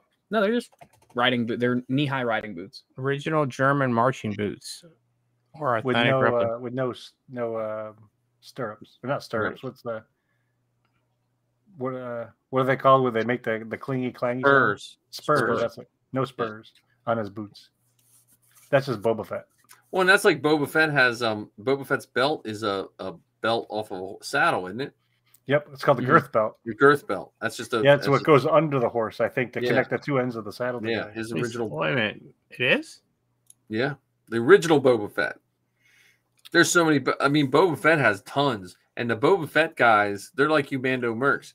Mando Mercs are all free and loose and making their custom, but when you until you get to Boba Fett, then it's over. Like if you talk to Howard, man, he ordered bags of the original parts just to get one for his Boba Fett. Like if there was a specific screws. Yeah, like when he did the original, the white Boba Fett. Oh, the prototype one. Yeah, he did that. He got the original towel. He got everything for his, because he has that Star Wars beach towel on, hanging on his armor. So that is the girth off a dressage saddle. It's not a Western saddle. Yeah, we do the horse thing here. So yeah, you guys know the horses. Me, we have Amish people. They don't really ride them. They just the dressage where they dress up like in the skin tight, almost look like suits with the funny hat. Yes, and then the women wear like basically the yoga version pants. Yeah, and then the knee-high boots. That's dressage. No, okay. English style. English style, yeah, English riding. That's an English saddle girth. So, but there you get Mom Skylar. I have tons of them down at the barn. If you need to start that costume, let me know. I would never dare do a Boba Fett. I don't know if this is still true, but it used to be Boba Fett was just slightly more expensive to build than Vader. I think half of that would have been the paint and the paint ad. Yes. The paint and just all the little stuff. Now, and again, this was pre-3D printing. Like It used to be, if you wanted, you had to get the film developing paddle that you had in your leg and all those little oddball things. And now that, like I said, that's 3D printing has fixed a lot of that.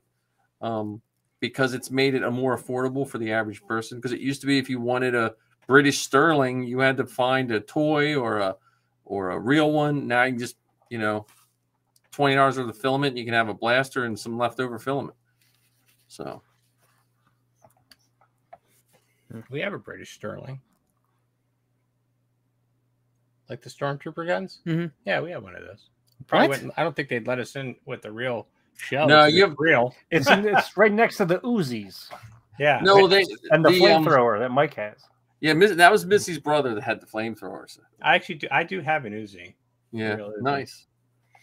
Well, a legal Uzi for anyone listening. Hey, we could do a what was the parade that that they did with Vader and Boba Fett? Oh yeah, because he had an Uzi. Yeah, The San had an Anselmo His family original, parade. his original one was an Uzi. Yeah, Yeah. the white costume.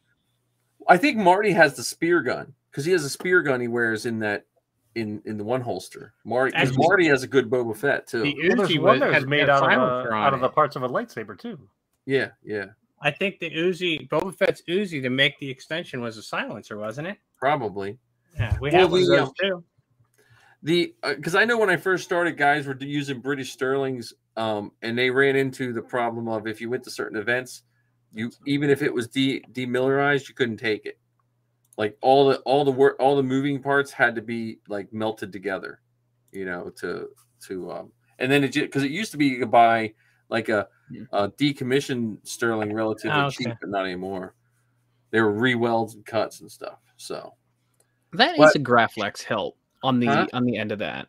Yeah, it's a way. That's the end of Luke's lightsaber. The Graflex. Oh my gosh, it is, isn't it? I'm telling you, man, you're stepping deeper into that rabbit hole. Where your he's just going to be looking through the stock is wrong though. That folding stock is not right. That's not a real Uzi stock. They must have made that. Yeah, they probably just went to a prop house. Cobbled things together. Because like where Zoe's at in there's like 5 or 6 prop houses, and just like I do ask her to go to the jump place, I'm like, look, there's like 2 blocks away, there's warehouses of prop houses. You should just go like walk in. Volunteer there. Well, no, because you can go in and say, look, I'm making a independent film. I'd like to rent an ashtray from 1972. Like they just have all these, and they're all specialized. Like one of them's like a military, one of them's airplanes, and you know what I mean? I'm like, just take a tour. And she's like, So I try. But imagine going in there saying you wanted to get to fit out a kid's bedroom from 1978. Yeah. Show me the Happy Meal toys from 1978. Well, have you Ken? Did you go see Rancho Obi-Wan's exhibit ever? At Celebration, yes. Yeah, but I haven't made it to Rancho Obi-Wan yet because their exhibit at Celebration Chicago, I think they had like a 1977 or something. I think it was 1980. I thought it was 1980, maybe. Yeah, because it had Empire Strikes Back stuff. Yeah.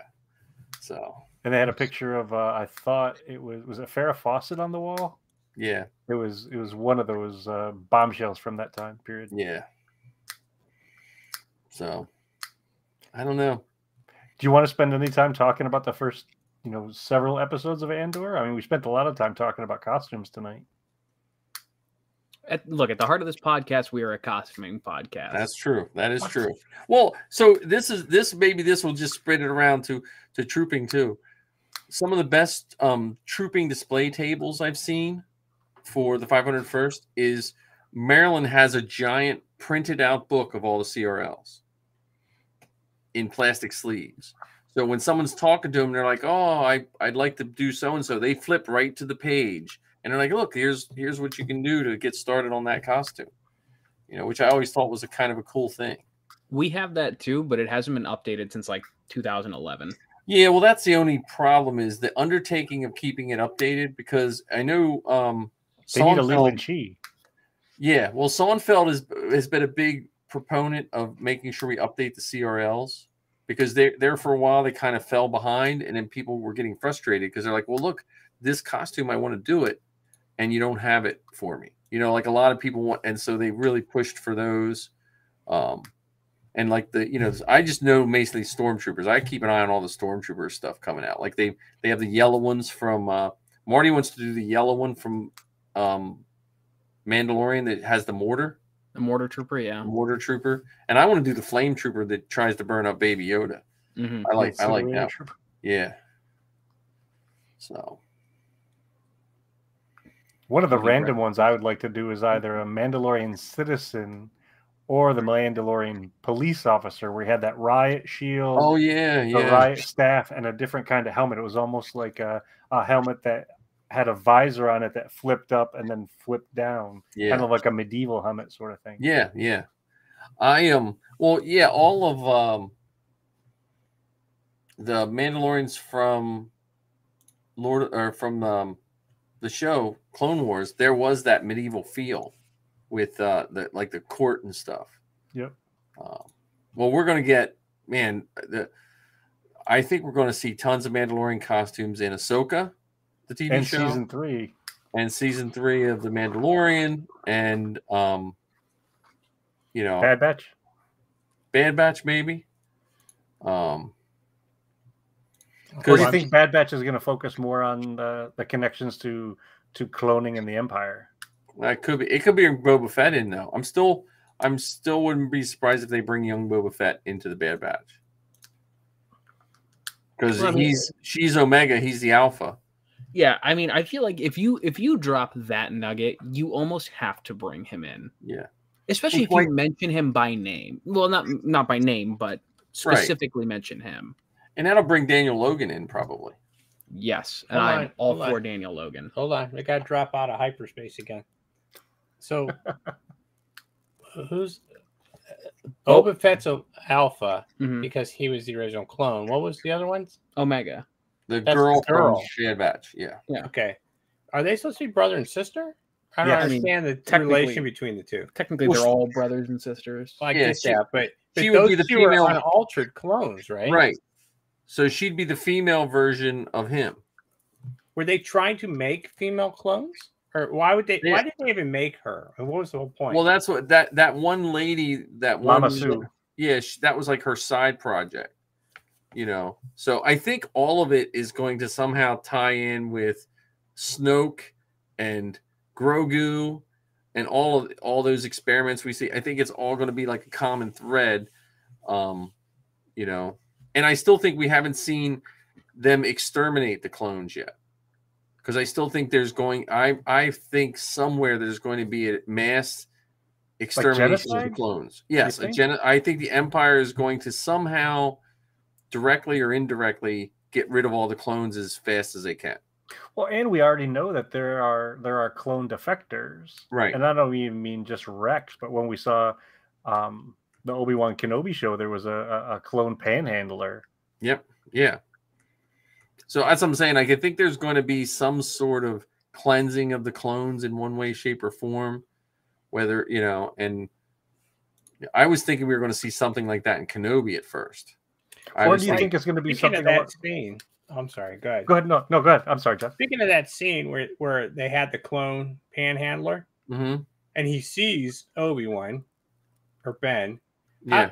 How did they explain the fact doesn't he still have the directive to carry out Order 66? How does he not kill him by seeing him? Unless he was someone that removed his chip. Or maybe he was on Spice and didn't really recognize him. That's true too. Because wasn't Obi-Wan wearing a hood at that time? Well, that's true. So he was in disguise. But there was a bunch of, and I know a lot of it's not canon anymore, but there was a bunch of clones that removed their chips that weren't, that kind of, even before, when they were just writing all those books, not knowing what was going to happen, there was a lot of clones that had their chips removed. So, but yeah, that's an interesting point. Well, do you think there's a possibility of not necessarily genocide, meaning the Empire deliberately, killed them, but do you think there's the possibility of somewhere along the line, because they had to speed up the aging process, that they aged fast and died earlier than a normal human would? Yeah, like that's what I'm saying. Like even indirectly, like, okay, look, let's just shove all these clones here and let them like die in a not so dignified way. You know what I mean? Like, oh, we're not going to kill them, but here we're going to put you on a crappy planet with barely any food and just forget about you, or you know what I mean? Gotcha. Like, I wouldn't be surprised if that gets picked up on somehow. Because for some people, the clones are a big part of Star Wars. There's a whole group of people that are just into the animated Star Wars. Just like there's a group of people that don't watch the animated. I've met people that just like the animated stuff, which is weird to me, but Well, weren't there tens of millions of clones? Yeah. And even if you wiped out 70% in combat, you're still talking about 2 or 3 million leftover clones. You're right. And that's what I'm saying. Like, and they have to round them up from the entire. They weren't like all in one place. Well, they can move them to the clone zone. Explain getting rid of them. Right, but that's what I'm saying. Like they showed how they got rid of Camino Right. in the Bad Batch. They got rid of Camino. So I'm just curious if there's some redeployment of what they do to slowly just kind of get rid of them. Or is there another piece of the programming where instead of Order 66, it's Order 96, and they're all, or 86. Yeah, you know, we're gonna 86 you, and then they're just you know, yeah. So you know, you never know from the inside out. Yeah, but I'm just curious what that, you know, what's nice with the way Star Wars is now, and the writers coming up, because the writers now that are coming up and the directors have grown up with Star Wars, so they can take that thread that they loved and push it through the story group and then make what they want, you know. At high risk, because look what happened with JJ and Ryan and Gareth. Yeah, but see, I think, I don't know. I liked the new movies, but I still think part of that was just a growing pain of, like, I think JJ was all on board, but I think to JJ, and I've said this before, I think JJ was a movie maker that loves Star Wars, where Jon Favreau and Dave Filoni are Star Wars fans that make movies. Does that make sense? Yeah, and it's a different. I think that's just the kind of difference. And I think now we're getting more Star Wars fans that make movies than we had movie makers that like Star Wars. That's what I think we're getting. Although Andor's a deviation from that, because from what I've heard, you know, Gilroy was not a fan of Star Wars, and he's doing some pretty good stuff. But see, I think Gilroy is. I don't think he might not be a fan of Star Wars, but he's a fan of all the things that make Star Wars Star Wars. Yeah, I'd buy that for $1. You know what I mean? And again, like J.J. Abrams is the same way, but I also think J.J. Abrams is one of those. He's almost similar to like Steven Spielberg in the sense that let's make a blockbuster and then let's go make another blockbuster.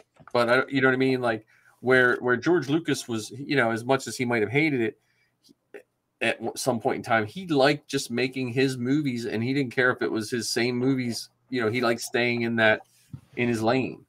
You know. So here's something I'm going to recommend to you guys. You don't have to watch this, but I know earlier we mentioned Light and Magic. Mm-hmm. So there's this series. It was on the Vice channel, and I found it on YouTube. It's called Icons, and it's Icons Star Wars Unearthed or something like that. Mm-hmm. It's 6 parts, and it's the first behind-the-scenes documentary that I've watched where it doesn't necessarily show Star Wars in a bright light. I mean, it is behind-the-scenes stuff, but it kind of airs a little bit of the dirty laundry related to it. And cool. Star Wars was messier than I think we'd seen in the, you know, the J.W. Rinsler books or the Light and Magic show that's on Disney Plus, thanks to Lawrence Kasdan and so on. So it was very interesting because they had Marsha Lucas as a part of it. They had John Dykstra as a part of it. So it was a little bit messier than some of those other documentaries. Well, the John Dykstra story, when they did that, I remember part of that when I was a kid, and I remember that being slightly dirtier than they talked about in that, you know, because I remember that whole. Like, I felt bad liking Battlestar Galactica when I was a kid because of how they hurt George when I was a kid. So, and that was the original Battlestar Galactica. Yes. Well, I liked it, but again, I was at that point in that time period. Anything that got me close to Star Wars, I liked. You know what I mean? Like it was my Star Wars because I couldn't get any other Star Wars because you didn't have VCRs. You know, you didn't have, you just like, if it's on, you were hopefully at home the time it happened to be on, you know. We would circle it in our TV guide that came in the Sunday newspaper. Yeah, it's funny. Speaking of that show, I, as a child, you know, just watched it and ate it up, right? Yep. As an adult, I never realized until I went back and rewatched it when I was older that it was the same battle scene over and over and over. Like, how many times are these ships flying in the exact same formation? Yeah, It's great. But you don't realize it when you're, a kid. Yep. Yeah, because it has different scenes before the battle and then different scenes after the battle. Yes. So, it's another battle scene. I would have been like maybe 10 when that came out. Yeah. I didn't realize that, hey, they're just recycling the same picture, the film. Well, I know Star Trek. The original was it not one of the Star Treks? They went back through and redid all the special effects, like just not too terribly recently. And I don't know if that was the Next Generation or something. Like they went because the way it was filmed, they were able to do it without messing because the special effects were put in post, like what was seen on the big. So they went and fixed a bunch of stuff. Yeah, So they did a maybe special edition was of it like the like Star Trek the motion picture? No, I think it was one of the TV series. It was one of the TV series. They went. It was I don't know if it was the Next Generation or something, but they went and updated the graphics so they could be played on 4K or better TVs and I didn't know that. Something like that. It probably came on my feed because they thought it was Star Wars. I'm not really up on Star Trek, but but look, we have George Takei in Star Wars because he did the voice of that one. Was it a senator or a no? It was from Rebels. No, he was in Clone Wars. Clone Wars. He was in the one general. I think it was like burning out of town. I think it was the one. I don't know if it was Ryloth. One of those was George Takei, one of the villain dudes. So, well, Scotty is Unkar Pluck, isn't he? Mm-hmm. Yeah. From the newer Star Trek, yeah. Oh yeah. So, have you guys ever done a show about the sequels? Post like the Force Awakens and stuff? I don't think we've done a designed episode, but I mean we've talked about it. We've just recently even started working off an agenda. Did he tell you? Have you ever told him my opinion on the? Okay, I was just curious. Well, well, share it with everybody because we may have some new listeners. So, what's your opinion on them? They are the 3 biggest pieces of trash I've ever seen in my life. Really? They are awful. Like I have tried to watch like The Last Jedi, which is the worst movie ever.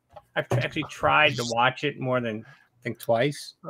I can't get through it. It's so bad. See what you guys have done? Bad. See what you've done? So what do you think? What do you think of having someone dress as Kylo in your own house? I don't have anything. I don't have anything against the character of Kylo Ren. I mean, Adam Driver did the character. He did what he was told. He followed directions. The Force Awakens isn't horrible. It's not great. You know what I mean? Obviously, it's just a New Hope 2.0. Everybody says that. I agree. The Rise of Skywalker, like, it's just mind-numbingly. It's incoherent as a movie. Who would build like 2,000 Star Destroyers and hide them in a cloud? I mean, that's the dumbest. They're the Sith ever. The Sith are terrible. The Sith acolytes. Well, like for me, at least one beacon. That's all the Empire could afford now is one little beacon to fly them out of there. Well, you're the Empire. You know what I mean? Well, the one thing for me for Star Wars though, I think maybe the newer movies hit me in a better place because, like for my kids, like it seems like every movie, especially since my kids were born, have some significance to it to me. And again, at my house, Star Wars is probably used more than it probably should be.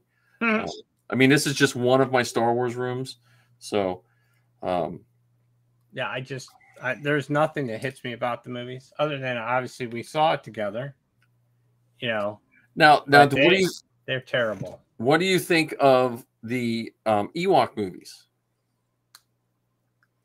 I don't think he knows. I don't even know what those are. Oh, okay. So there you got homework too. You got some more homework. Plus the Ewok cartoon and the Droids cartoon. Yeah. Wow. Okay. Yeah. You have Disney Plus, correct? Yes. There you go. Yeah, the Ewok movies, they didn't show in the theaters here, but they went in the theaters in Australia and a couple other places. Yeah, at least the first one I thought was a theatrical release. Yeah. No, I didn't even know they existed. Are they bad? I don't think they're bad. They bring us blurgs. They were the blurgs. They bring us the Witches of Dathomir. Yep. Wow. Yeah. I always thought I was a pretty pretty fanatical Star Wars fan. Now I feel like, not so much. Well, you know, we're all all four of us are someone's friend. They always point to us as being that crazy Star Wars fan. You know what I mean? There's someone saying, you know, so. But well, here's a silly question: can you, or do you believe that it's possible for a 7-foot tall bear dog to drive a spaceship? Sure, I've seen Chewie do it hundreds of times. So if you can believe that part of Star Wars, then you should very easily and just as equally be able to believe that the Empire only has enough resources to build one beacon, because it's all that same level of believability. So if you can believe one part of it, you can believe all parts of it. No, I can't. Not for that movie. It's just so bad. You know, I'll tell you the biggest thing about the 3 sequels is, you know, when Han was killed, right? I actually cried in the movie theater, right? If they'd have killed off any of the other characters, been like, I don't care. There's no attachment to them. Like if they killed off, Kylo Ren or Rey. Hey, you might be surprised to find out that they did kill Kylo Ren. What's that? Yeah, but he kind of sacrificed himself. You know what I mean? It's a little different.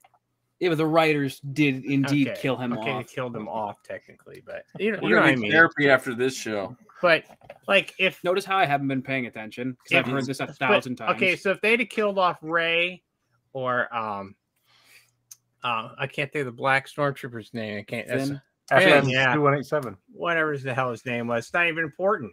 That's the problem. If they kill them off, I couldn't care less. See what you guys have done. No, you know what I mean. Listen, but that's the plus side. Who's an obscure character from the original trilogy? Wilro Hood. Yeah, they didn't kill him off. I'd have cried. Lobot. Right? Lobot? How about oh man, now I forgot his name again. The guy who told like when they smashed the mouse droid. Mike, what were you saying? Boshek. If they could have killed Boshek off, you mean, and you would have cared, Boshek? If I wouldn't have cared, or would have. Or what about Cammy and Fixer? Yeah. No, but I mean, I think the plus side is if you don't. What's nice about Star Wars now, especially, there's so many that we don't all have to like the same. You know what I mean? Because that's one thing we always talk about the show. It's always good to hear what people like and dislike, but there are whole shows committed to just talking about what they hate. Like if we went on next week and we said, okay, we're just going to do 4 hours of everything we hate, then that doesn't help any of us like Star Wars anymore, right? I think it'd be an interesting show because it wouldn't be 4 hours; it'd be like 10 minutes. But not for me because we could go on 4 hours about the Last Jedi. But I also, and it's probably because I work with kids. It's like there are certain people, if they're not in the Star Wars fandom, if I would have said to them 5 years ago, here, watch a movie from 1977, no matter how good you think it is or not, there's some kids that would never watch that. So when they saw Force Awakens, it gave them Star Wars, and then they would have never seen any of that. They would have probably never watched The Mandalorian, any of that. And so that's the one thing I like about all the Star Wars. Now, again, I'm a sucker. I like the holiday special. I like all that stuff. So I'm, take anything I say with a grain of salt, but I like everything Star Wars. And it doesn't make me a better fan or a worse fan. That's the other thing, is because as big of fans as all of us are, we know people that are even bigger fans if you measure. Like Marty has an R2 sitting in his vestibule of his house with his Chewie suit, Vader suit, Boba Fett suit, Stormtrooper suit, Sandtrooper suit. You go on. He used to have a Kylo Ren suit. He did have a Kylo Ren. And then you have Dan as C-3PO. You have Choo-Choo with tons of droids. You have Ken running all these armor parties, putting Mandalorians together. That's the cool thing about it. Like when I was at Disney, I ran into the head of the Hawaiian 501st because I was wearing my racing shirt. Did you get your racing shirt yet, John? They said mid-month next month. So I had my racing They just approved the, or they sent like a sample of the all the images. Order it large. I'm just telling you. Order it larger than you think. I don't think I did. Yeah. Well, you're skinny, so you'll be fine. But for me, man, but you know, that's the nice thing. You put one of those shirts on, you have a 501st badge on, or even a Star Wars shirt, and it invites conversation. And it becomes a shared language. Mm-hmm. You know, so whether you're talking things like acronyms and abbreviations, CRLs or AT-AT, you know, not or AT-AT. You know, not everyone, you know, understands those references where, you know, we have that ability to sit down, have those conversations and have a certain understanding of shared stuff. Do you know whether you're from Georgia or Georgia? You know, all those little girls that come down to the barn to ride, you know, there's a password to get in the barn. You know what it is? Blue Harvest. There you go. Not a single one of them has any idea what the heck that means. Do you know what TK stands for? TK? Trooper. I don't know what the K is. Core. Trooper Core? Okay. Core with a K. Well, I knew it had to be something. Trooper. And what's the Imperial? What's TD then? Like the D is a sand trooper. Trooper right? Desert. Trooper Desert. Or desert if you spell it wrong. Deserter. Or you have what's the Biker Scout? That's TB. Mm-hmm. What's the TIE Pilot? TI. TI. What's I stand for? That one I don't know. TIE Interceptor? Maybe, I don't know. And then, you know, what you're not a Sith Lord now, are you? No. I'm DS. Dark Disciple Side of Sith? Oh, Dark Side. It's Dark Side Adept. But it just the DS is just Dark Side. So I'll get to be a Sith Lord when I get Vader done. Yeah, rub it in. Do you know how many times like they've given me things or like message me on Facebook and they'll be like SL and I'll be like, no, I'm not a Sith Lord. I'm not a Sith Lord yet. And you're a DA. What does TI stand for? Also, where did the Jolly Roger Squadron come from? Do we know? No, but I wonder. That's the pilot detachment. Yeah, I always thought of it was like a throwback to the, you know how sometimes science fiction mixes ships. Like you have the Imperial Navy and it's not ships, but Jolly Roger's the like pirates. You know what I mean? That's the kind of what I always took it. And I don't know if that comes off of what's his name? Baron Fell.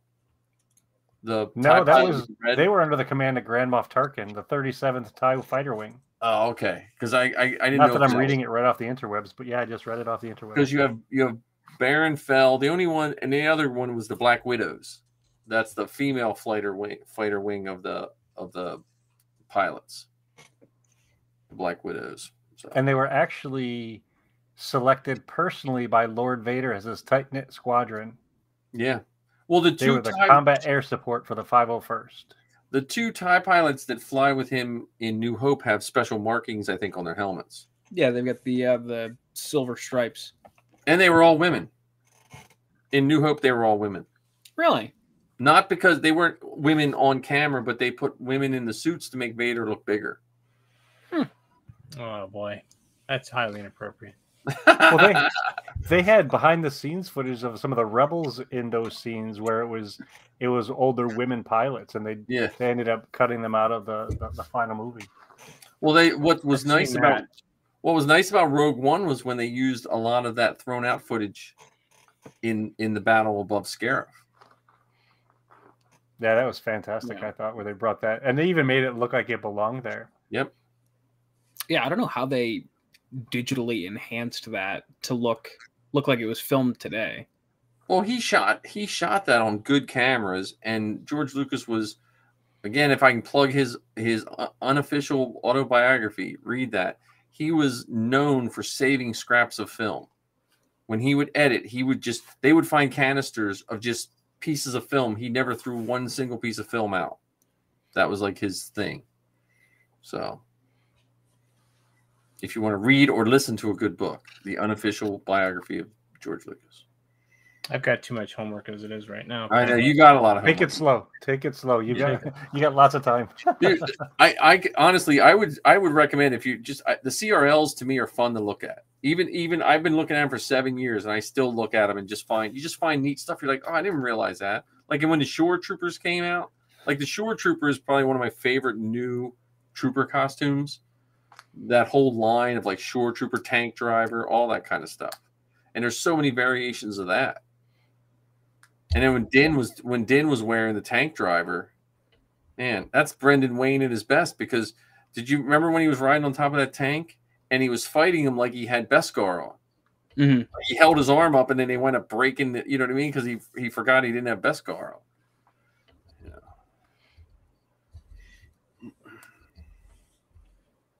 So anyway, I think what is it like 11:42? It's like wow. That's a good time to cut it. We're getting back to our old ways. It's 6 o'clock here in England. Yeah. Well, again, we have to. I think. Have you listened to the Dad Batch yet, John? I have not. No, you know how I am about podcasts. Check out the Dad Batch because that's what we should aspire to. Like that's a good episode. I mean, and they're only on like what, episode 13. I think this week coming out is episode 13. Or Halloween. They're recording it right now because they record on Wednesdays, and then they do all that post production and they have it out on Friday. So, is there post production for you? Oh, not a lot. There's not much on this because we don't really do anything with this. This literally started. Fancy. This started out as me testing this for my daughter to podcast with. And then she never uses it anyway. How'd you get the inflatable part? How'd you get inflatable Falcon? That's a fun story. You want to tell it? You want to tell it, Mike? No, you got it, Ken. You're the better story. This is all you. Go ahead, Ken. So we got together and we're test driving this, software that Mike was talking about. And in between one of our episodes, we discovered that there's a product made by Magic Jump. It's a bounce house in the shape of the Millennium Falcon. And we were joking around saying we would love to buy one. And then we found out that it's about $11,000. Holy crap. And that just ended up becoming the title of our show. And for a while there, we were putting in plugs to Magic Jump, telling them how much we want to interview them, how much we want them on the show, how much we would love to record an episode of the Inflatable Falcon from the Inflatable Falcon. And so it just became our calling card for a little bit, even to the point where sometimes, I don't know if you can see tonight, I've got my background as Luthen Shop. Sometimes I have the Inflatable Falcon, the interior of the Inflatable Falcon as my background because I have too much random debris behind me to show up on screen. That's cool. I think that's the picture he uses. Actually, that's actually cool. I don't even know how you got the Beskar bucket. Because like I used to play D&D a lot. Yeah, it sounded like a tavern name. Like you've got like the Prancing Pony from Lord of the Rings. Oh, okay. I can see that Beskar bucket. Okay. Yeah, it would be what the adjective noun is the best way to get a. There it is. Name. The Inflatable Falcon. And we joke around that Zoe, who's out in California now, is only about 20 miles away from where Magic Jump is. And we've challenged her to go there and get some pictures taken in front of the Magic Jump. 20 minutes. Well, it depends on which way you go because it depends. See, she's found out the California time getting somewhere is ridiculous. Because like it took her an hour to get somewhere that like I feel like it should only take her like 15 minutes to get to, because of the traffic. I didn't think it was 20 miles. I thought it was much closer. I think it's 20. I think it's 20 minutes down the road. It's not far. And kids these days don't walk anywhere like they did in my day. But yeah, here's the Falcon right here. Look at this. That would be cool. For the low price of $9,395. It's gone down. Hey, 9,395. That's gone down even more. But look, you don't get any blowers. If you have to add the blowers, the impact mat, whatever that is, the 10 pieces sandbags at $170, and a transporter 4-wheel brake for $439. Because the thing is so big, you need a special cart for it. Yeah. So that's the And so that's the source of the title of this particular podcast that you've now ridden on board of. I still think for Steel City we need to do like a live in-person episode. Oh yeah, we'll do it right in the lobby of the somewhere. We'll just, I'll bring my Zoom. I can bring my Zoom if we need, and we can bring it. We can do it on a phone too if we have to. Right. It's possible. We'll do it with Pittsburgh Dad. There's that guy, the Pittsburgh Dad or something like that. But it was so nice to have you on tonight, John. Yeah, it was very nice. Is your Vader costume going to be ready by then? Oh yeah, literally I just have to put all the chest piece and the belt boxes together. Everything else is done. My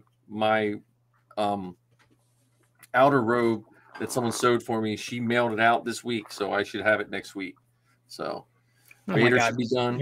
If I go as Krennic, we can act out the scene. I was going to say, think of the picture you'll opportunities. tell the Empire. Yeah. I'm still in command. Because we'll still have, we'll have Vader and Kylo, and then Vader and Krennic. Oh my God, the pictures will be amazing. Yeah. And then we need to get one day where we've got Kennix and Din next to each other and make sure that we've got someone with a sign above each of our heads. Yeah, like, yeah. This is the Mandalorian. This is not. No, you should have him. I'm a Mandalorian. You're the Mandalorian. Yeah, there we go. There we go. My bad. Mandalorian, the Mandalorian. I thought Mandalorian was like a creed. Anyway, that's a whole nother rabbit hole. And actually, Mando isn't a Mando anymore because he messed up, took his helmet off, didn't he? Only if he belongs to that church. Church. They're like that Coven is like the Amish of the Mandalorians. Ah, okay. So he's an infidel now. The armor's more like David Koresh. Gotcha. Well, yeah. She is hardcore, no pun intended. Yeah. Right? Yeah. Yeah, I want a more like lightweight Mandalorian thing where we can party and have a good time. I think that's the Bo-Katan people. Yeah, I want the Bo-Katan clan because that seems like a lot more fun. Well, you gotta watch Rebels, and then you'll see Sabine. That's the even more light. But though in Rebels, Sabine pretty much when she has to get something done, other than one time, she pretty much succeeds every time. I think. Does anybody else call Bo-Katan Starbuck? Like I can't not call her Starbuck in the show. Like, hey, look, Starbuck's on the Mandalorian. I don't know, but she does get a lot of Battlestar Galactica people that But I think that's a generational thing too, because like there for a while, the Sci-Fi Channel was hard to get it until streaming came back. There's a whole bunch of people that didn't even realize that was around. Yeah. What would be funny is if somehow that showed up in season 3. Yeah. If they did a quick, just a little mention of that somewhere along the way.